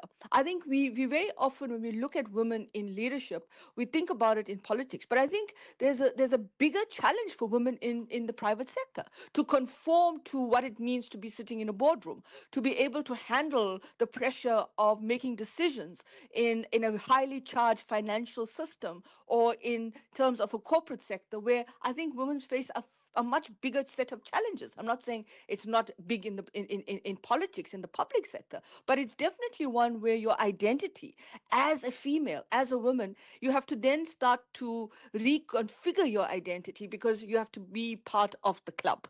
And what is that club? The club that allows you to be part of whatever it is. Ditlhare, the idea of women being an intentional voting bloc, in the same way that there was a reference to the Beijing conference, those women were very clear and very intentional about what it is that they wanted to get done. So yes, we have the numbers, but there's so much fragmentation along political party lines that in the end, it doesn't serve us as the collective of women, because it's not like women in political parties are all pursuing the same agenda when it comes to the empowerment and the upliftment of women. Absolutely, Cathy. And when you mentioned the UN report, I really think to say when women are in political leadership, there's likely to be better decisions that would empower women. I think for us in South Africa, that was an assumption to say when we have more women in parliament, then that would mean better lives of women. On the contrary, we have this incredible women in parliament, but the levels of gender-based violence in this country, it's appalling. We know this. What is it that their many numbers are doing for women? What is it that they're doing to put pressure on the executive on harsh sentences and access to justice for the many victims of gender-based violence? So it also means women themselves in parliament, they are not united. We have a weak women's caucus. I've never heard, Cathy, of any day where there was a sitting of all the women in parliament across political parties to say, we are boycotting the sitting. We want the president to take steps in addressing gender-based violence. So women are failing us, those who are in leadership, because they are more loyal to the political parties. And there's a reason for this, because we haven't voted for them directly to go into parliament, right? So they are more loyal to the political parties that put them on the party list. And so there's so many of these legal issues that maybe from what my colleague in KZN said, the mandate of the IEC, we could advise on how the laws can be strengthened. But some of these issues are within political parties that really, really are a problem. And while on this, I must also emphasize there's a growing trend, a growing problem of GBV against women in politics. And this starts from within political parties where women are harassed, they are violated in all forms. And now that also increases the challenges and the reasons why we don't have many women. But correctly, you're correct to say that women don't really work together in parliament as much as they don't support each other within the political parties. In parliament, they fail to come together as a women's caucus and advocate for the common interests and common issues that affect women regardless of race and class and political parties. Okay, so we make up the majority of registered voters. We make up the majority of people who turn up at the polls, but we also make up the majority of those that are behind the logistics of the administration of elections. Ndombufuti, what is the impact of this? The fact that 73% of staff of the IEC is made up of women. What it means for us as an organization is that we are quite intentional about creating an environment that is conducive for women to thrive in every level of the organization. And I think that's something that we advocate for wherever we have an opportunity to do that. We believe that there are things that you can do on a day-to-day basis because we are very good as South Africans about analyzing a problem. But what is it that we can do on a day-to-day basis? Because for us as a commission, we need to be seen to be advocates of inclusivity and diversity. And we need to be, whilst we can encourage political parties to champion the gender equity agenda within their parties, we have to be the living example as the Electoral Commission. And there's a number of things that we do. Staffing alone for us is not sufficient. While the numbers may look good, and the Electoral Commission, since its inception, has been quite a pioneer in championing the promotion of women into serious decision-making positions. If you look at the provinces, you've got 9 provinces in the IEC, 9 of them are led by women, and these are big provinces with very dynamic challenges. And ours is to say, what is it that you do on a day-to-day basis as a woman already in these positions to try and mentor other women? We have been talking about socialization. We know that because of the history of suppression of the woman's voice, we have a high percentage of women that have developed this imposter syndrome. And the starting point should be to assist those rebuild their self-esteem and reassure them by highlighting what they are capable of as women. And when you occupy these positions, to what extent are you investing in young women that are coming up who still need to be assured that they are capable? What are the policies? Are you the champion of the policies within the organizations that set to achieve that objective of opening up the space for younger women? Also, the other matter that was mentioned around the issue of discrimination within the workplace environment. Organizations have got to begin to be dealing decisively with incidents of discrimination and biasness against women within our own workplace. We need to be intentional about creating an environment that promotes these principles that we are talking about. And I think the IEC is one of the organizations that have realized that if people feel included and heard, they also feel empowered to bring diverse skills, traits, and knowledge and experience that actually tend to benefit the organization.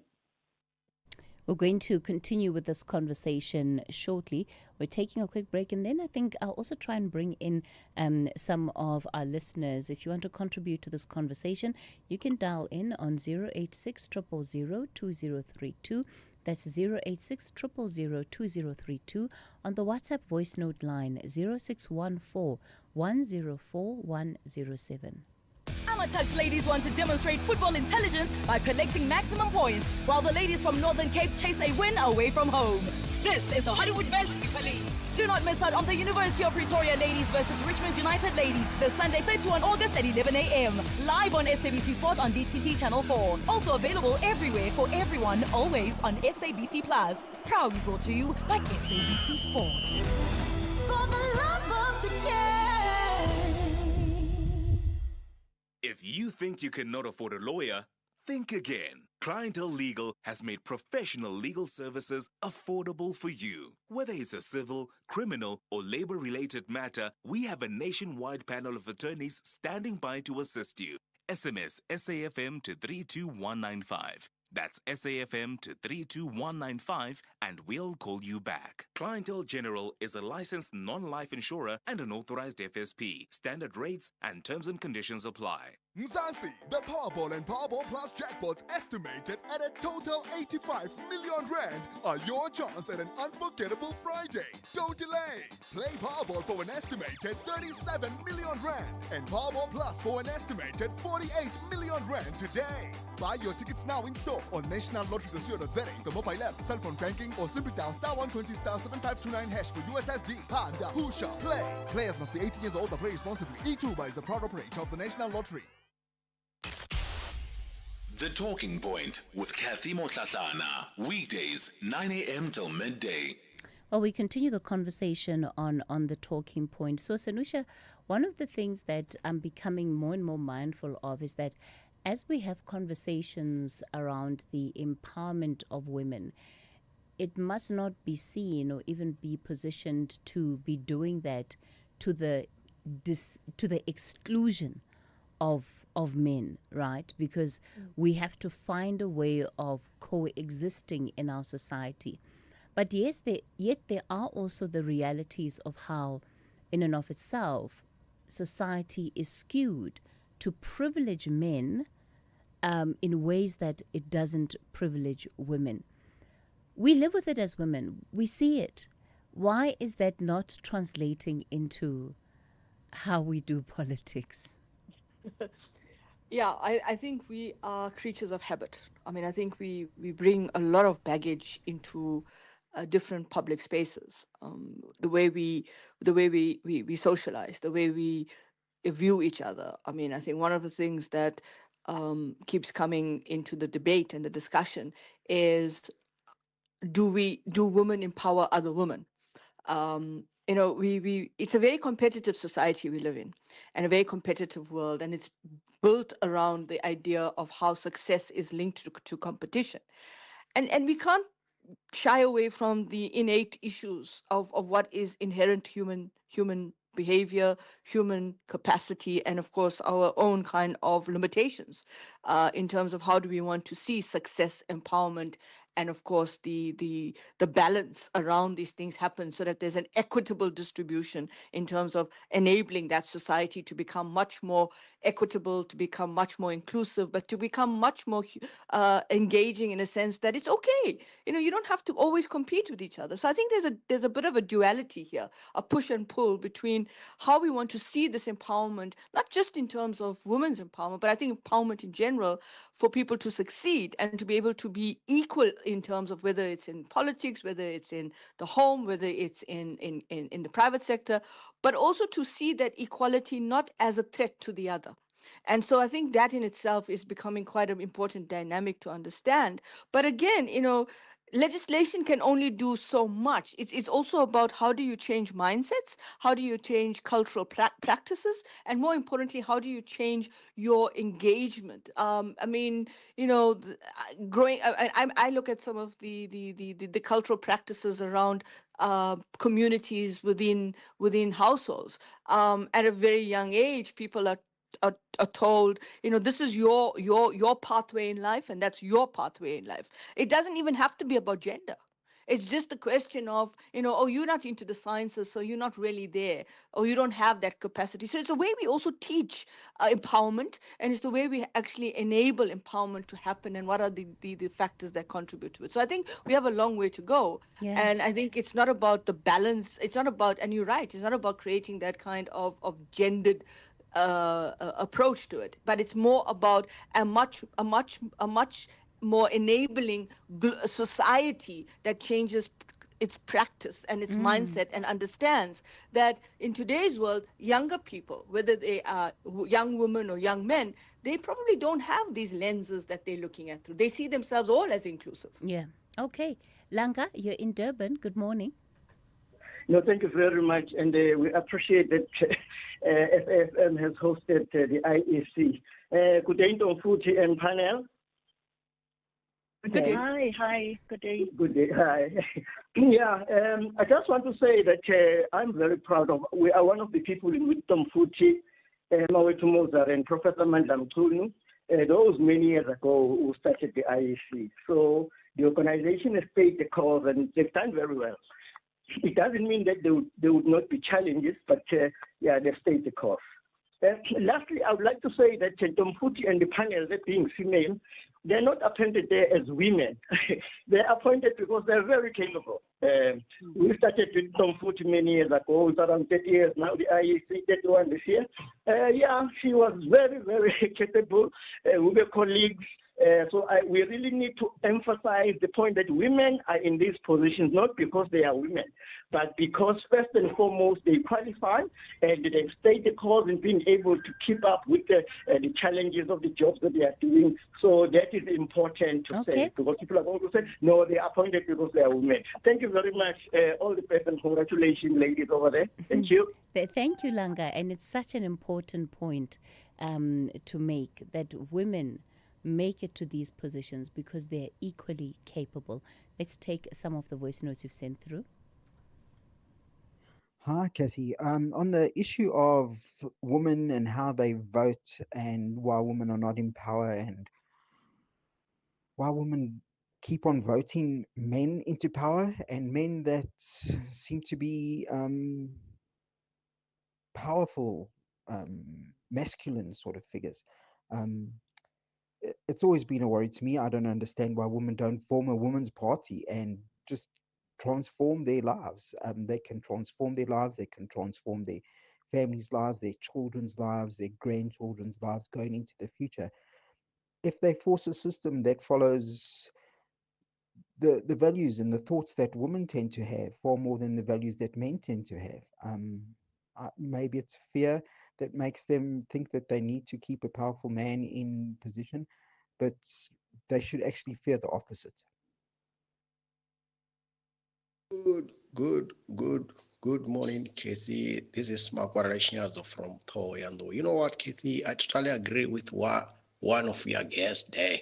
The problem with women is that they do not support each other. They are envy and jealous of each other. That is the problem. You know, we have these women from one of organization of a political party, which I'm not going to mention its name, called a Women's League. You know, they are now proposing that they want a female president, but you will be surprised because these are the very same people who will go to an elective conference in large numbers as women. Then they will change their mind and elect a male candidate, you know, instead of electing a female candidate, because they do not trust each other. The problem with women is that they don't trust each other. You don't trust each other. That's the problem. All right, thanks for those contributions. Unfortunately, we can't take any more because our time is almost completely up. So the final question then to each of our guests, and I'm going to ask you to keep your responses as short as possible. What is the thought that you would like to leave all of us with in light of this information and in light of this context? And I think in particular for women, given the fact that we are the ones that are actively participating in this democracy. Clary, I'll begin with you. Thank you so much. I would say it is important that women within political parties mobilize and put pressure on the male-dominated leadership of the political parties to appoint women in senior positions to be eligible to be voted into. If you look across all political parties in parliament, all of them are led by men, except Good Party. We need the political will and commitment from political parties to even make it a point to say we will allow women to compete against each other, so that it shows internal support from political parties, and secondly, for young women to be mentored so that they grow up confident and knowing that there is space there for them to take over. Thank you. Okay. Ntombi Futi, very briefly from you, please. In whatever spaces we find ourselves, we shouldn't shy away from pointing out patriarchal tendencies when they already are ugly head. I think it's something that we need to be intentional about, and it's something that we need to be advocating for wherever we find ourselves, in our families, in our societies, and in our workplaces. Sanusha? Yeah, I mean, I'm reminded of the James Brown song, "It's a man's world," but it's not. But it wouldn't be nothing without a woman or a girl. And I think times are changing in that way. So we are seeing the kind of systemic shifts that are happening. It's a long journey, but I think from where women were as activists, as getting the right to vote and becoming part of the decision making of their own body, their reproductive rights, we're seeing a little bit of that shifting away, reversing, sliding. But I think you can't shy away from the fact that the change is on the horizon. All right. Let me thank you all for your insights and for coming onto the show to be part of this important conversation that has been brought to you by the Independent Electoral Commission. It's 11 o'clock, time for your latest news update.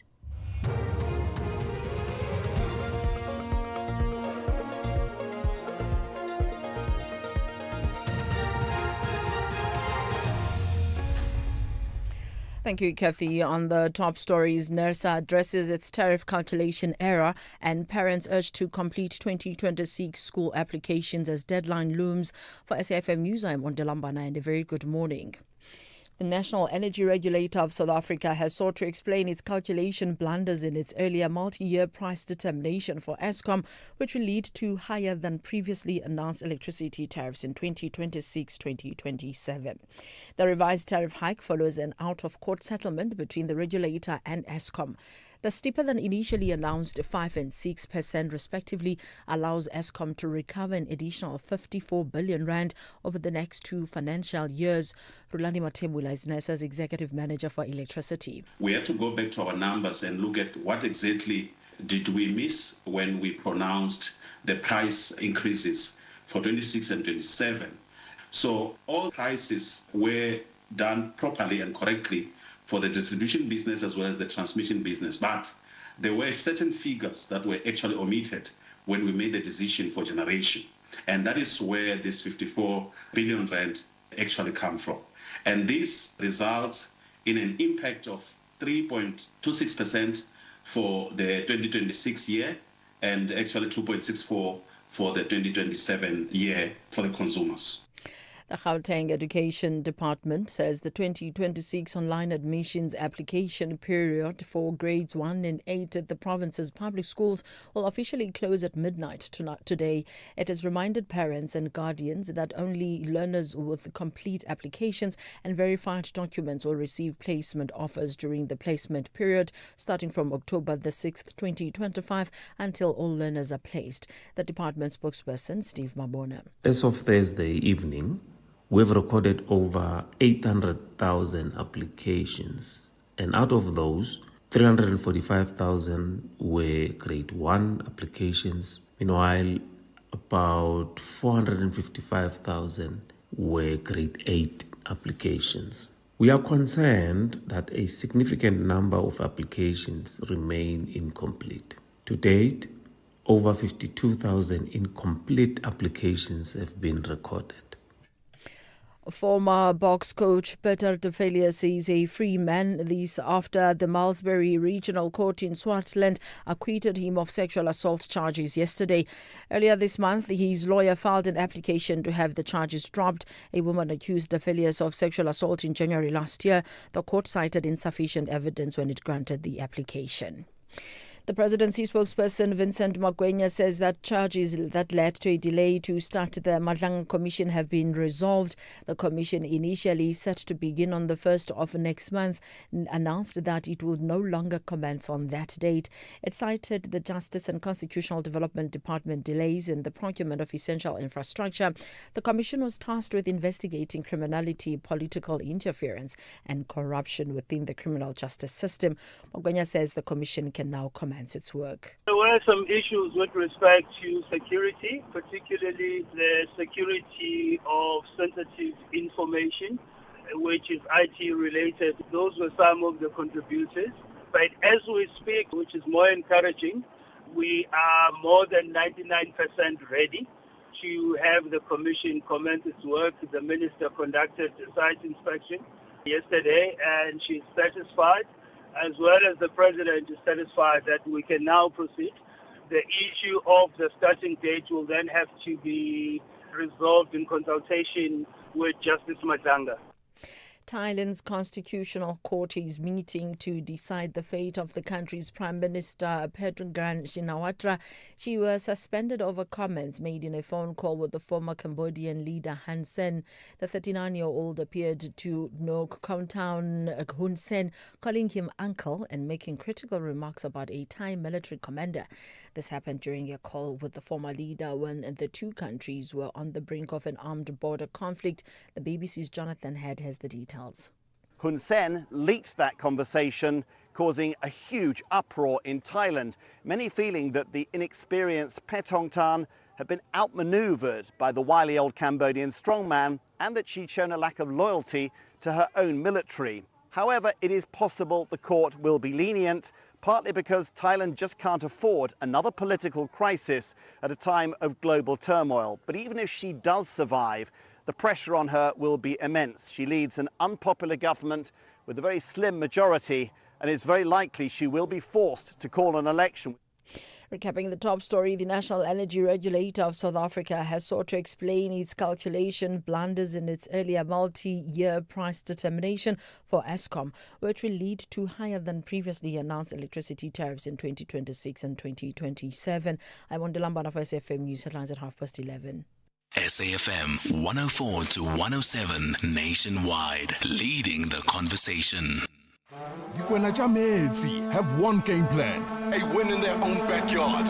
However, Usuthu have a different mission. They are not traveling to Limpopo on holiday. They are hunting for 3 points. This is the Betway Premiership. Catch Makesi FC versus Amazulu FC this Saturday, 30 August at 2:30 p.m. Live on SABC 1 and SABC Plus. Then on SABC radio stations at 3 p.m. Proudly brought to you by SABC Sport.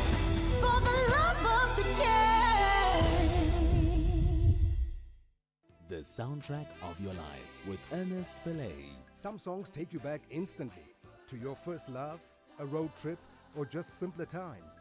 The soundtrack of your life with me, Ernest Pillay, is where timeless hits and forgotten favorites come together to tell your story.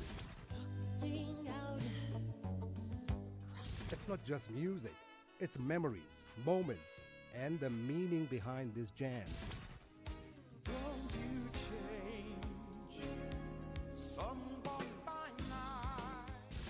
Rediscover the songs that shaped your journey.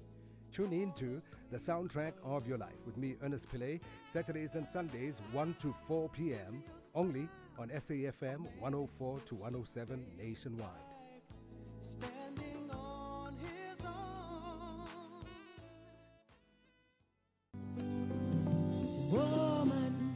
SAFM brings you the Women's Circle on Friday, the 29th of August, live at Santon Hotel, celebrating the business of arts and women in South Africa. Tune in to the Full Circle with Bridget Masenga from 1 to 3 p.m. as we unpack a generational conversation with a captivating panel this Women's Month.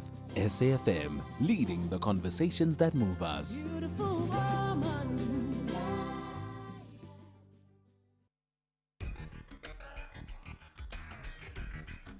The Talking Point with Cathy Mohlahlana. Weekdays, 9 a.m. till midday.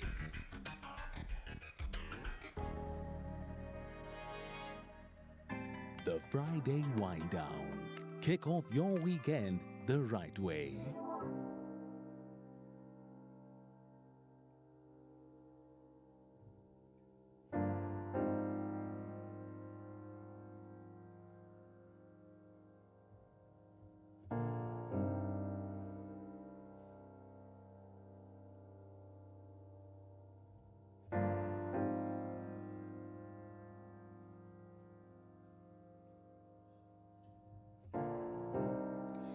Dining room kunefoto yakho usemncinci usandubunjwa amehlo akho eqamile buso bakho bukhazimla usadlala nabanye mathafeni xungu zobomi zingeka kufikeli kodwa ngenye imini zakuqheqhela sadibana nawe sowuthwetyulwe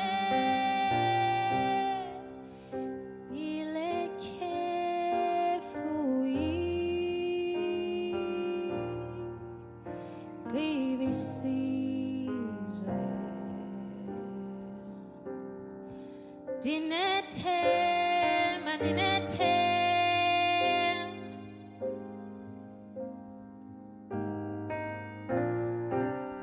ngenye imini uzobuya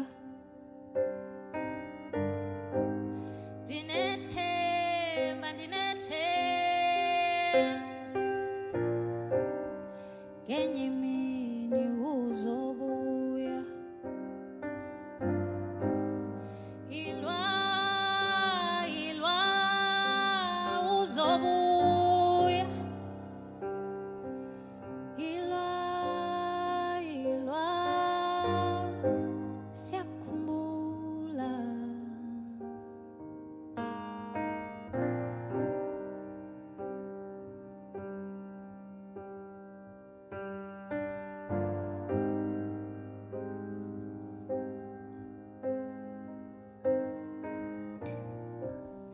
akululanga ungakuzondi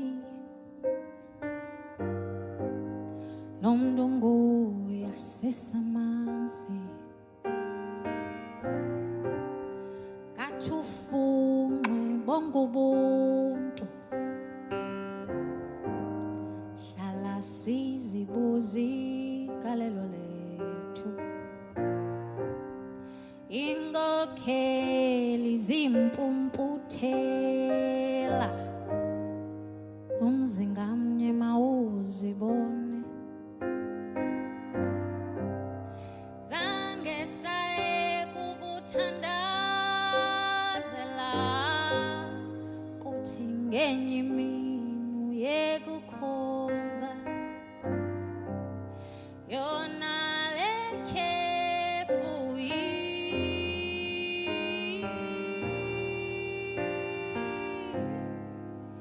igqiba isizwe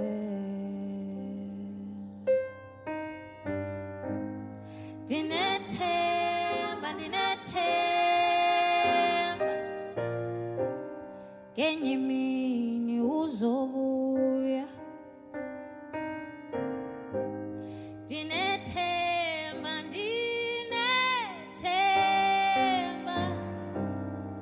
ngenye imini uzobuya ilwa uzobuya ilwa siyakhumbula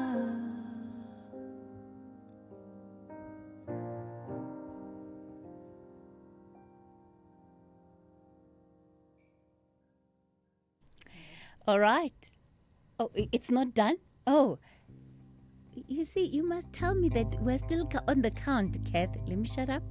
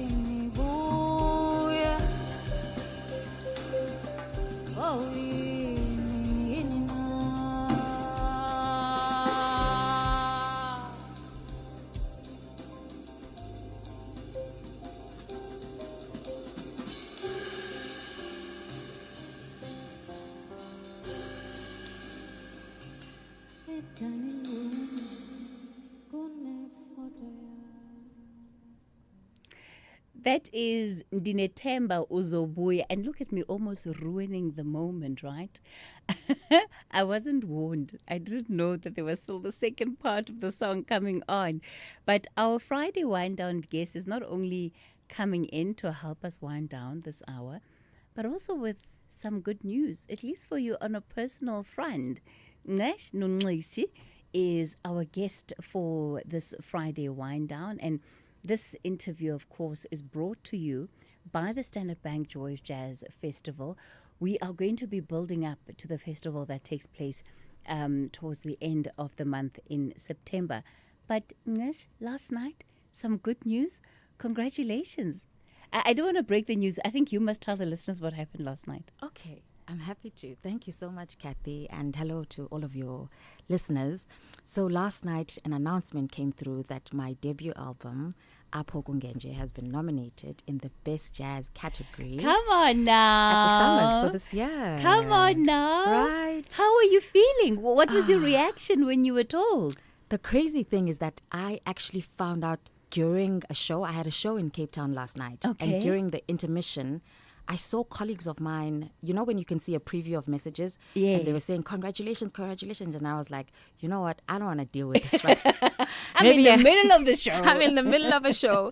I might go out there and be more nervous because now I've said, Yeah. So I was like, okay, whatever it is they're congratulating me for, I'll find out afterwards. So then I confirmed after the show, and I was blown away. I had applied for newcomer. That was the one that I had really wanted.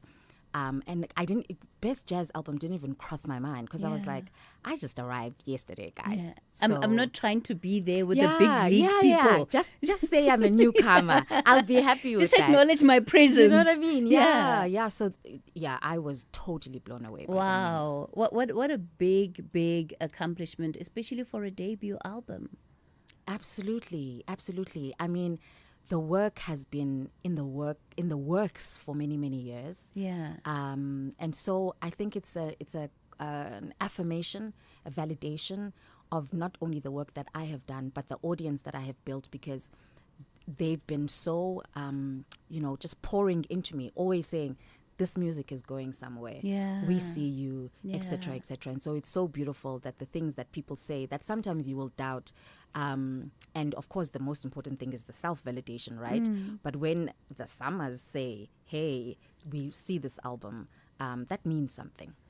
We're going to continue our conversation with Nesh and also, of course, bring you more of the music now that she's nominated for a summer. And you see, this is one of the first places that she's speaking to after hearing about the nomination. So guys, ke kopa loyalty hle. Can we have a bit of loyalty?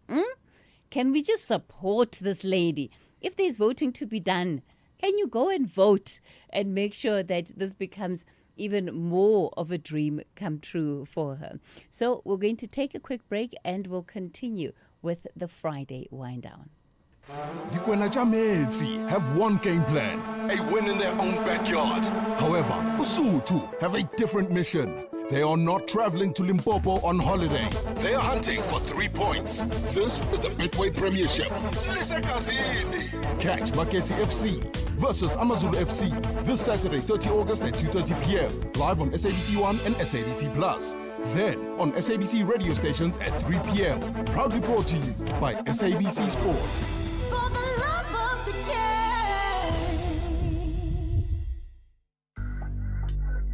Spa brings you 3 days of even more from 29 to 31 August. Get 175 gram Protex soap, any 3 for 30, save 27 Rand. Or 100ml Colgate Maximum Cavity Protection toothpaste, or 150ml Triple Action, any 2 for 40, save 28 Rand. It's 3 days of even more, 29 to 31 August, only at Spa, while stocks last.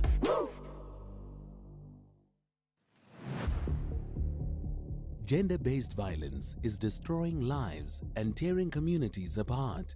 It happens in homes, in schools, at workplaces, and too often in silence. But it doesn't have to continue. If you see it, speak out. If you are hurting, reach out. Because doing nothing is not an option. Listen to all 19 SABC radio stations from Wednesday, the 23rd of July for hard talk, discussions, advice, dramas, educational shows, and interviews around GBV with experts, survivors, lawmakers, and a whole country affected by gender-based violence. All on your favorite SABC radio station. Call 0800 428 428 to report abuse or get help. GBV, it ends with you. This message is brought to you by the SABC. Celebrating our music heritage right here on the Friday Wind Down. Our Friday wind down guest is Nesh Nongishi, and as you've just heard, she's recently, well, in the last 24 hours, her album has been nominated by the South African Music Awards in the Best Jazz Album category. And she's just a newcomer, right, releasing her debut album. So, Nesh, tell us a bit about yourself. Where did this music journey start for you? How did you end up here? Yeah, so I studied journalism and media studies. Okay. Many years ago, and that's my earliest memory of me really being productive when it comes to writing music. Often what would happen is I'd be sitting in class and we would be discussing whatever issue, and I found that a way for me to reflect on what I was learning was through me composing songs. So an example, one of the songs I composed at the time was about Sarah Patman, because that's what we were learning in history, in politics actually. And so it became a space for me to process the things that I'm learning, also things that are emotional for me, things about our history that are traumatic in many ways. And so I used to go to open mic sessions. This is now Echeni, Makanda as it's known now. I'd go to open mic sessions and I'd share the music, but I always felt a little self-conscious being on a stage because I'm a little bit shy. And so I focused more for the next 15 years, I focused more on my actual career, what my parents paid for. But the music thing kept niggling at me. And towards my 40th birthday, at around 37, 38, I was like, girl, you're about to reach 40. And this dream, this thing is still with you. You're still composing music. You cannot be afraid to the point where you could potentially die without ever having done this. Because I think there's something about 40 in particular that makes you realize just how fragile life is, that it can go in a second. And so I had to say to myself, no matter how scared I am, I have to try. And that's how we ended up here. So what is happening in this 15 years that you have effectively parked music? I am living, I guess. I am working full-time in various areas within the media industry. I am also at times in the activism space. I quit my job to be an activist full time. I mean, the privileges. So living. And I think doing fairly well for myself. And I think that's what can confuse you, especially if you are someone who is gifted in multiple areas, because I think that was always my challenge, because at some point I wanted to be a filmmaker, another point I wanted to be a full-time writer, and there was just lack of clarity. But the question I asked myself when I was 37, 38 was, what is the one thing that if you leave today, I see you want to start a t-shirt business, I see you have this idea, you have that idea, but what is the one thing that if you do not do, your soul will not be at rest when your coffin is going down? Sure. And for me, the answer was music. And so once that answer came through, I was like, I will do everything in my power to make sure that this happens. And so I was 42 when my album came out last year. I turned 43 this year. What was the step that you needed to take to make this happen? The step. I think it was very much a mental thing to say, even if you suck, just go. Just go back to the stage. Yes, you could. My first show, I did not look at the audience once. I was so scared. I was so scared. And when that was done, I said, okay, when are we doing this again? And the more I had to understand the value of practice and being vulnerable each time, that yes, it feels like death, but it's not death. It's actually where life for you comes from. You being on a stage and sharing your gift essentially with people. Like, you can't go. You can't leave this earth. Like, you have literally one life, babe. Like, don't do that to yourself. And then the other thing, I think it was, Joburg already has a gorgeous live music scene. Like, we are so privileged in this city, like so privileged. And so it was then starting to see who are the people that I could collaborate with. Also, I had huge insecurities about my singing, and I understood that I needed to do work. And so I got vocal coaches to help me. So I was ready to do the work. And once I understood what that work was in terms of just my vocal delivery, because the writing I can do, but the vocal delivery, and I wanted to sing my own songs. I didn't want someone else. I didn't want to be that songwriter who was unknown, not because I wanted to be known, but because I wanted to carry my own music, to own my music. Yeah, because I feel like it's such a part of me that I'm not at a stage yet where I can just write a love song and be like, yo, there you go, give me 100K for it. Sure. Yeah. What a journey. What a journey. And I think inspiring in so many ways, because often you look at artists when they're on their stage doing the thing and you think, these guys are just, they were born for the stage. There's no sense of anxiety. There's no sense of fear. Certainly brings a new perspective hearing how you have personally dealt with the challenge that comes with being on stage. We're going to continue with the Friday Wind Down conversation, but it's not just about the conversation. Of course, it's about the music too. So we'll bring you more of English's music. Here is Chomi.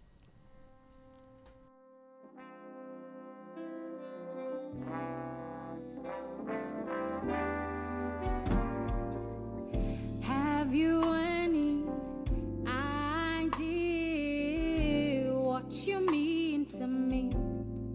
Chomi, uzozonke ingxaki zobo mohlala ukhona ecaleni mahlandeni ugobomi uwenza lula chomi, quality mkosi and good vibes, affirmations when I'm down mahlandeni ugobomi uwenza lula chomi, quality mkosi and good vibes, affirmations when I'm down. Show me I'm, show me I'm, show me I'm late.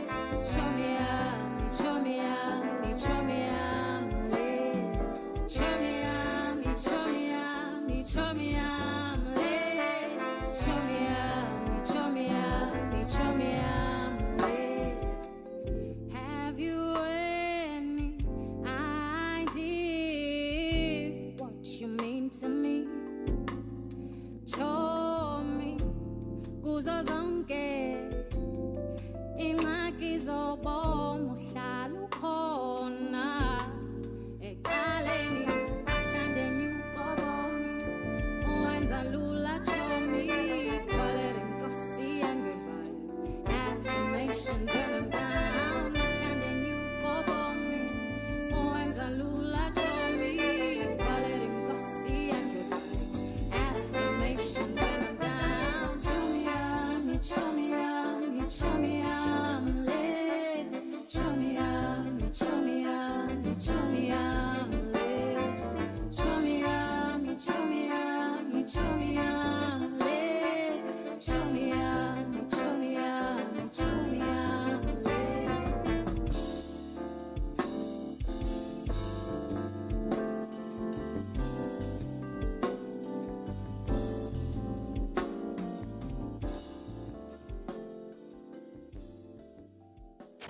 Cathy Mohlahlana on SAFM.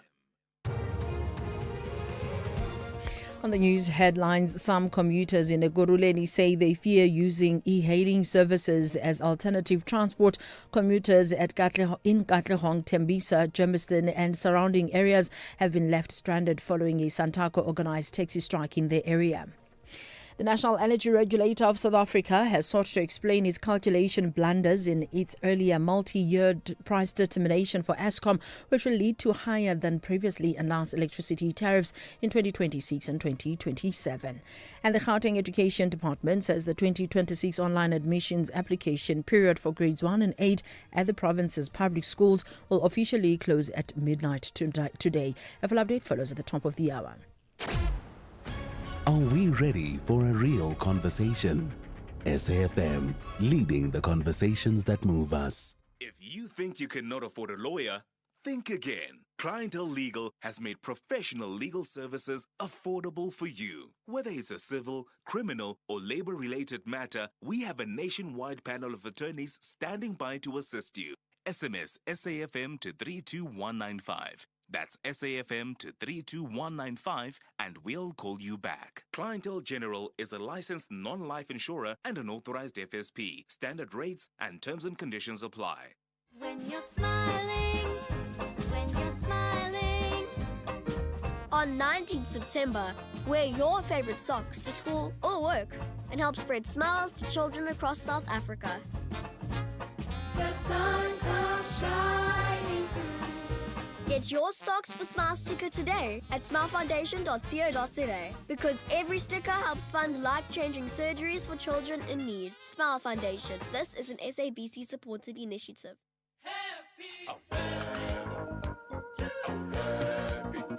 SAFM celebrates its 89th birthday this month by giving listeners an exclusive opportunity to attend the prestigious Joy of Jazz taking place at the Sandton Convention Centre from the 26th to the 28th of September 2025.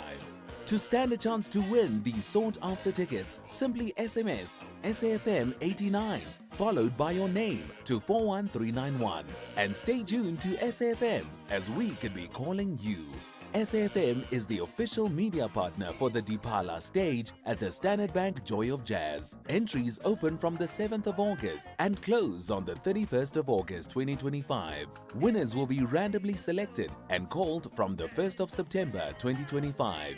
SMSs are charged at R1.50 per SMS. Free SMSs and SMS bundles do not apply. T's and C's apply.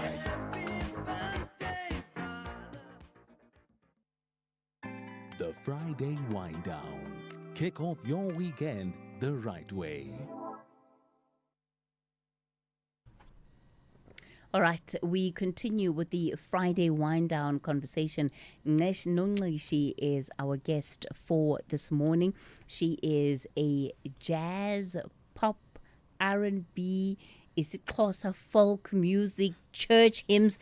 You are like a melting pot of all of these influences. Speak to us about where you draw your inspiration from. Yeah, I think a lot of it, to be honest, has to do with the fact that I am South African. And because we're exposed to such great music across the board, many of us South Africa is unique in that way, in that we can go to a gospel show on a Sunday, Mapiano on Friday, jazz on a Thursday, home on a Wednesday. We're that kind of society. And so as a creative, I never want to box myself and say, I'm Nankuli jazz. I don't even know what that means technically. And so in my creative process, whatever comes. And I deal with it as it is coming out of me. And so if one day I found myself writing a Gqom song, I'm going to follow whatever. What led you to beginning with jazz? Because, a lot of the jazz artists that we've had on the show talk about just how it is one of those genres that, people who listen to jazz have a bit of a nose up in the air, a little bit, they look at themselves as true music connoisseurs and experts. They hear the things that the rest of us don't hear. Sure. So it's a very technical genre, and I think a lot harder to please those that follow the genre than perhaps just mainstream music.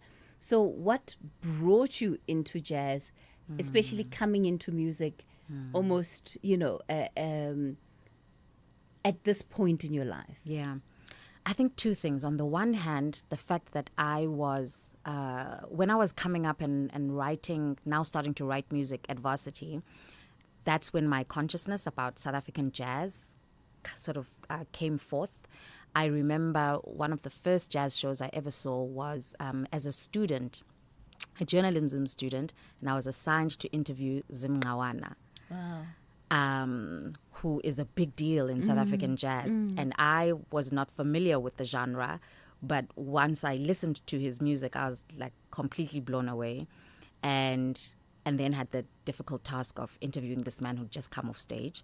And started my own exploration into jazz music, and so was buying myself CDs and listening to various things, Moses Molelekwa, Sibongile Khumalo, and so I think more and more that became kind of the music that I leaned towards. And on the other hand, as someone who's often out in the streets, particularly for live music, I tend to choose jazz shows more than anything else. And so because of that, even when I was looking for artists, a lot of the time it was jazz instrumentalists that I was exposed to, where I'd hear someone play and I'm like, oh, I like what you did there. Maybe you should be on my album, kind of thing. You see, it sounds like you've got a natural ear for jazz music, huh?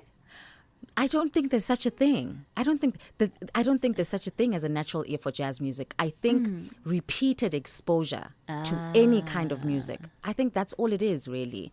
And a lot of the time, because of the way in which what am I going to say, media or where we source our music from, the way in which that is set up, often the music that gets the most airplay is not jazz. But I want to believe that if we all had, I don't know, 100 hours of exposure to jazz every single week for 5 years, we'd all fall in love with it. Because often when I listen to people who listen to jazz as kids, I didn't listen to jazz as a kid. And if I did, I probably thought, oh my God, what is this? I don't ever want to hear this ever again.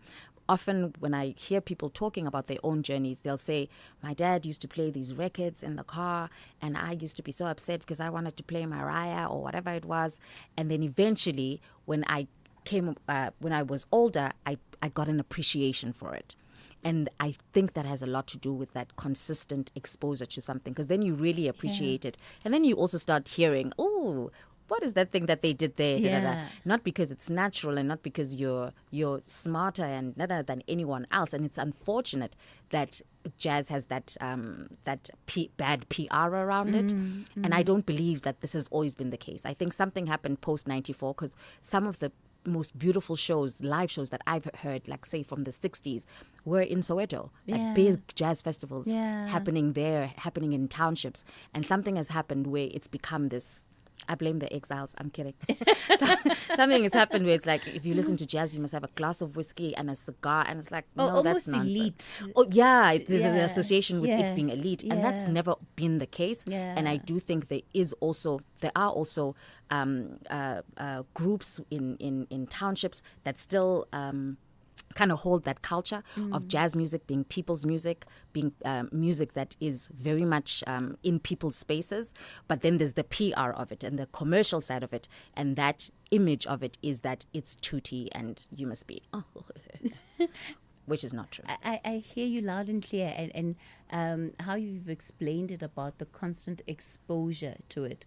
It makes so much sense, because as you listen to it more, you begin to understand it more, and then that it builds the curiosity. And if you follow that curiosity, you undoubtedly end up at a particular place. I want to bring in some of the voice notes that our guests have been sending through to you before we continue with the rest of our conversation. Hi, Cathy. It's my first time hearing of Nish. Oh my gosh, she's phenomenal. I love her. I love her. I just went and added her to my favorites on Spotify. She is great. I just want to say congrats to her for an amazing, and a beautiful album and a beautiful voice.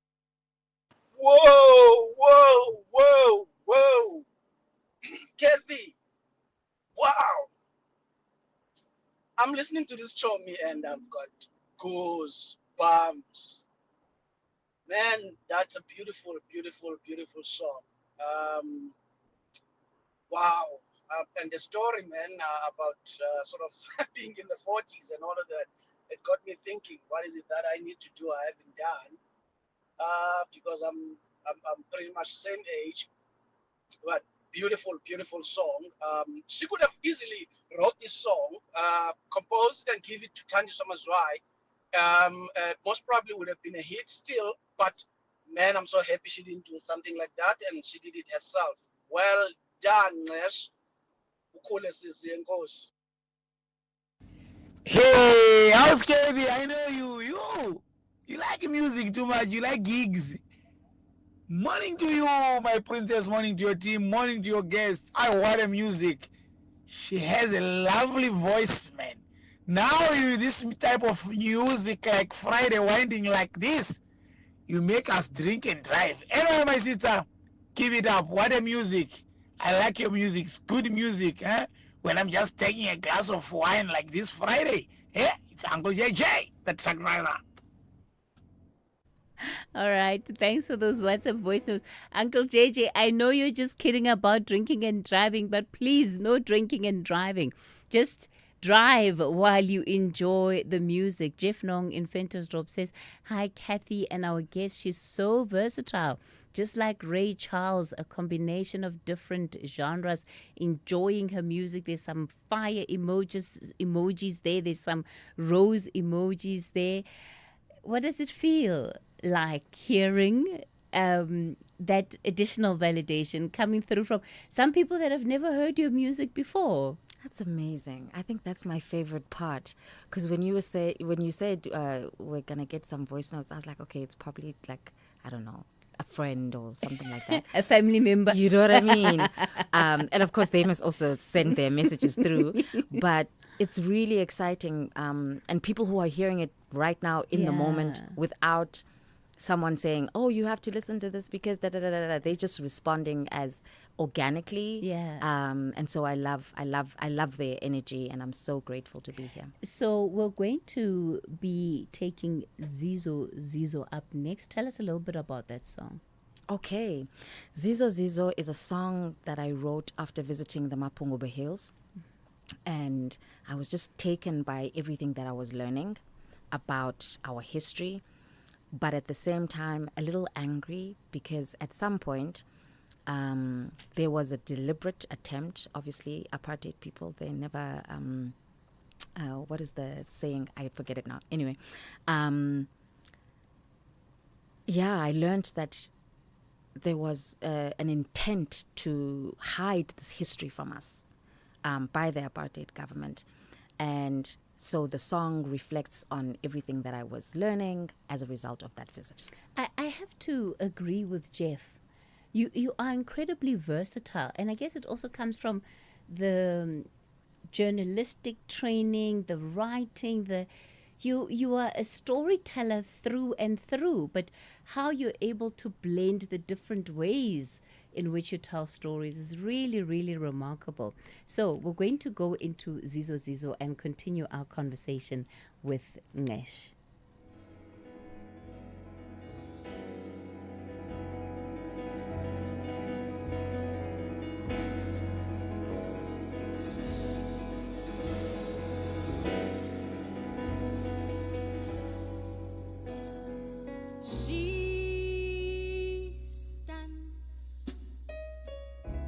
On the edge of the hill, with the sun behind her, love in her skin. Her shadow is cast over hundreds of years, to a time we were trading before we were traded. Abefanele ukuncancazela, abebona ubunzulu bolwazi lwethu, and babefanele ukuncancazela, abebona ubuchule bethu, and they tried,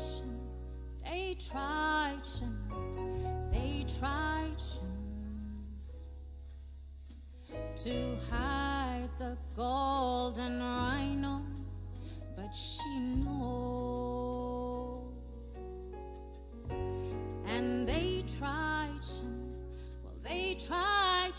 and they tried to hide the golden rhino, but she knows. The Zizo, Zizo, Zizo, the Zizo, Zizo, Zizo, the Zizo, Zizo, the Zizo, Zizo, Zizo, Zizo. She knows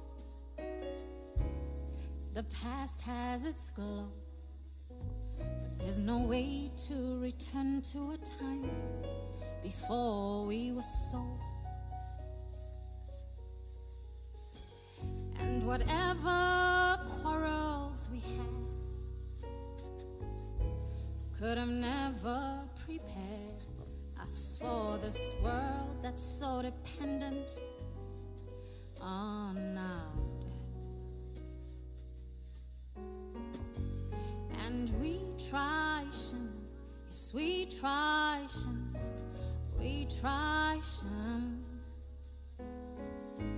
to hold on to the greatness, but we know we try, yes we try, and we try to hold on to the greatness, but we know the Zizo, Zizo, Zizo, the Zizo, Zizo, Zizo, the Zizo, Zizo, the Zizo.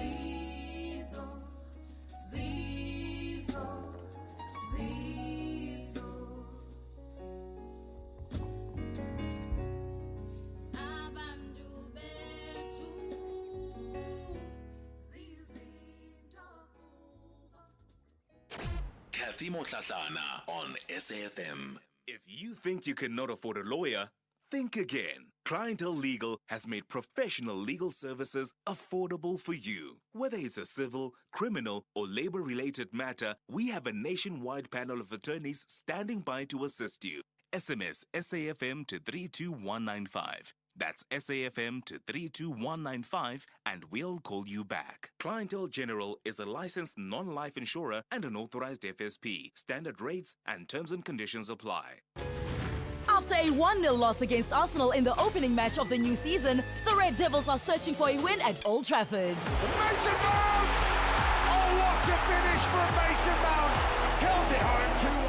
However, the Clarets are gunning for a crucial 3 points away from home. Just from Brownell! We're all square! What a goal from Burnley! This is the Premier League. Experience Manchester United versus Burnley FC on Saturday 30 August at 3:30 p.m.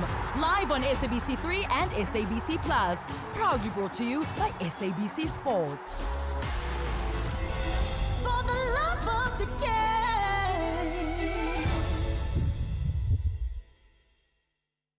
The landowners of the following properties are called upon to file notices of appearance with the Land Court within 30 working days from the date of publication via television, newspapers, email and WhatsApp. Portions 147, 184, 303, 122, 167 and 174 of the farm Broederstroom 481 JQ.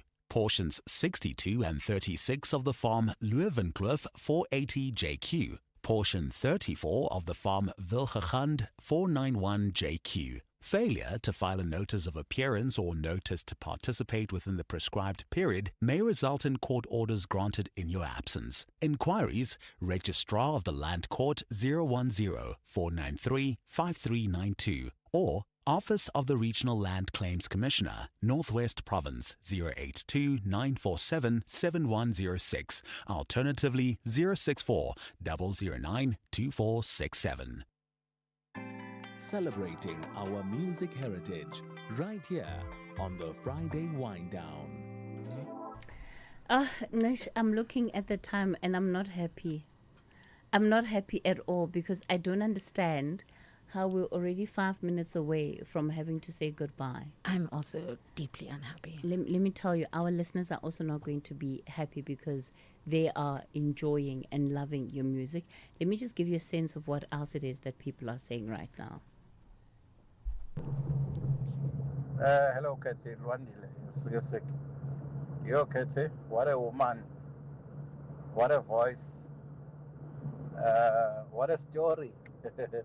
I don't know by AP which one is more great than the other. The story or the journey, the songs. I don't know. I just want to appreciate your guest. Please, just share her name on SAFM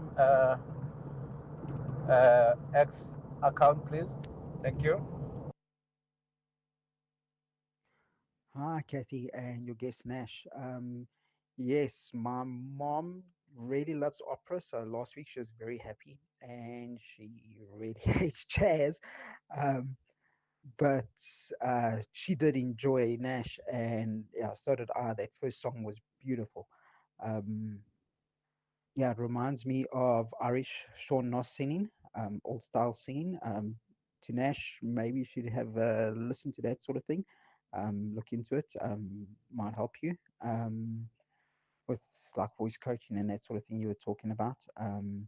But yes, really, really great stuff. I'm glad to hear that you're also involved in activism and that. So yeah, it sounds great. Yeah, I'm also somebody just like you who's had a lot of questions about what to do with your life. You know, when you're interested in so many things, it becomes really confusing. Yeah, and I guess it's beyond just an interest. When you're so good at so many things, it can make it even more complicated. It's one thing to like something but be bad at it, because that tells you gotta let it go. No, but it's the truth. It's the truth. Kanye's looking at me with this expression like, how could you say that? It's the truth. There are things that we like but we're bad at. And it's easier to just let it go because people ask you, please let it go. This is not for you. But when you're good at it and you're good at so many things, the confusion can come. So I understand actually part of where that came from. So Nesh, let's talk about, in the little time we have remaining, let's talk about what you're going to be getting up to, maybe for the rest of the year, some of the key performances and things that you might be getting up to that you want people to know about. Absolutely. The big highlight is my performance at Joy of Jazz on Whoop Whoop. Whoop Whoop. I mean, I hope I'm getting, the program manager is sitting there in the booth. I hope I'm getting free VVIP tickets to the Joy of Jazz. I see him nodding his head in agreement. So yeah, it's on. You and your 10 friends, I think he's saying. Yeah, so I'm super excited about that. I will be at the Dipala stage on Saturday, 27 September, like I said, with an incredible band led by women, myself, backing vocalist Neka Manzi, Linda Chabalala on alto sax, Lindy Ngonelo on keys, Lebu Pangwa on trombone. We have our brothers with us, Lerato Tichaba, who's going to be playing guitar, Sam Ibe. And it's going to be a combination of what you heard today. Some really serious, deep stuff that we need to reflect on, but also silly things. One of the songs that we've been doing that people have been enjoying is a song about people stealing your leftovers, because I'm very passionate about people not taking my leftovers out of the fridge. And so I wrote a song about that, and it's really cute and it's fun and it's funny. Yeah. You know, as you talk about leftovers, I'm thinking about the people that steal people's kaftains at work. What on? That is equally bad as stealing leftovers. Why do you take people's kaftains? Leave them, otherwise pack your own. It hurts. So yeah, so that's what we'll be doing at Joy of Jazz. I'm really, really, really looking forward to us just communing with the audience and having a great time. Nash, it's been such a pleasure hosting you today. All the best with the Joy of Jazz towards the end of September, but also all the best with your summer nomination. Thank you. Hopefully, you'll bring it home. That's what we hope for you. Thank you so much. Nash Nungqishi. And she is a composer, singer, songwriter, and you can look forward to seeing her at the 2025 edition of the Standard Bank Joy of Jazz. And remember that this interview was brought to you by the Standard Bank Joy of Jazz, and just also that the Dipala stage, as she said, is going to be hosted by SAFM this year. On that note, let me then say goodbye. We will hear from each other on Monday between 9 and midday. Next week is the Media 20, so we'll be broadcasting live from the Media 20 on Monday and Tuesday. You can look forward to that. Is there ever a bad time for a good conversation? SAFM, leading the conversations that move us. SAFM 104 to 107 nationwide.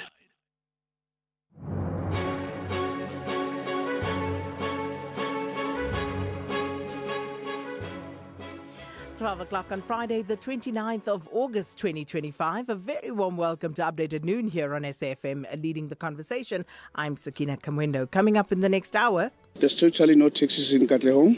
What we did, we took a train and then we connect from here to our different work destinations. But up to so far, we don't have a luck to connect. Santaco has suspended services in parts of Benoni, Katlehong and Germiston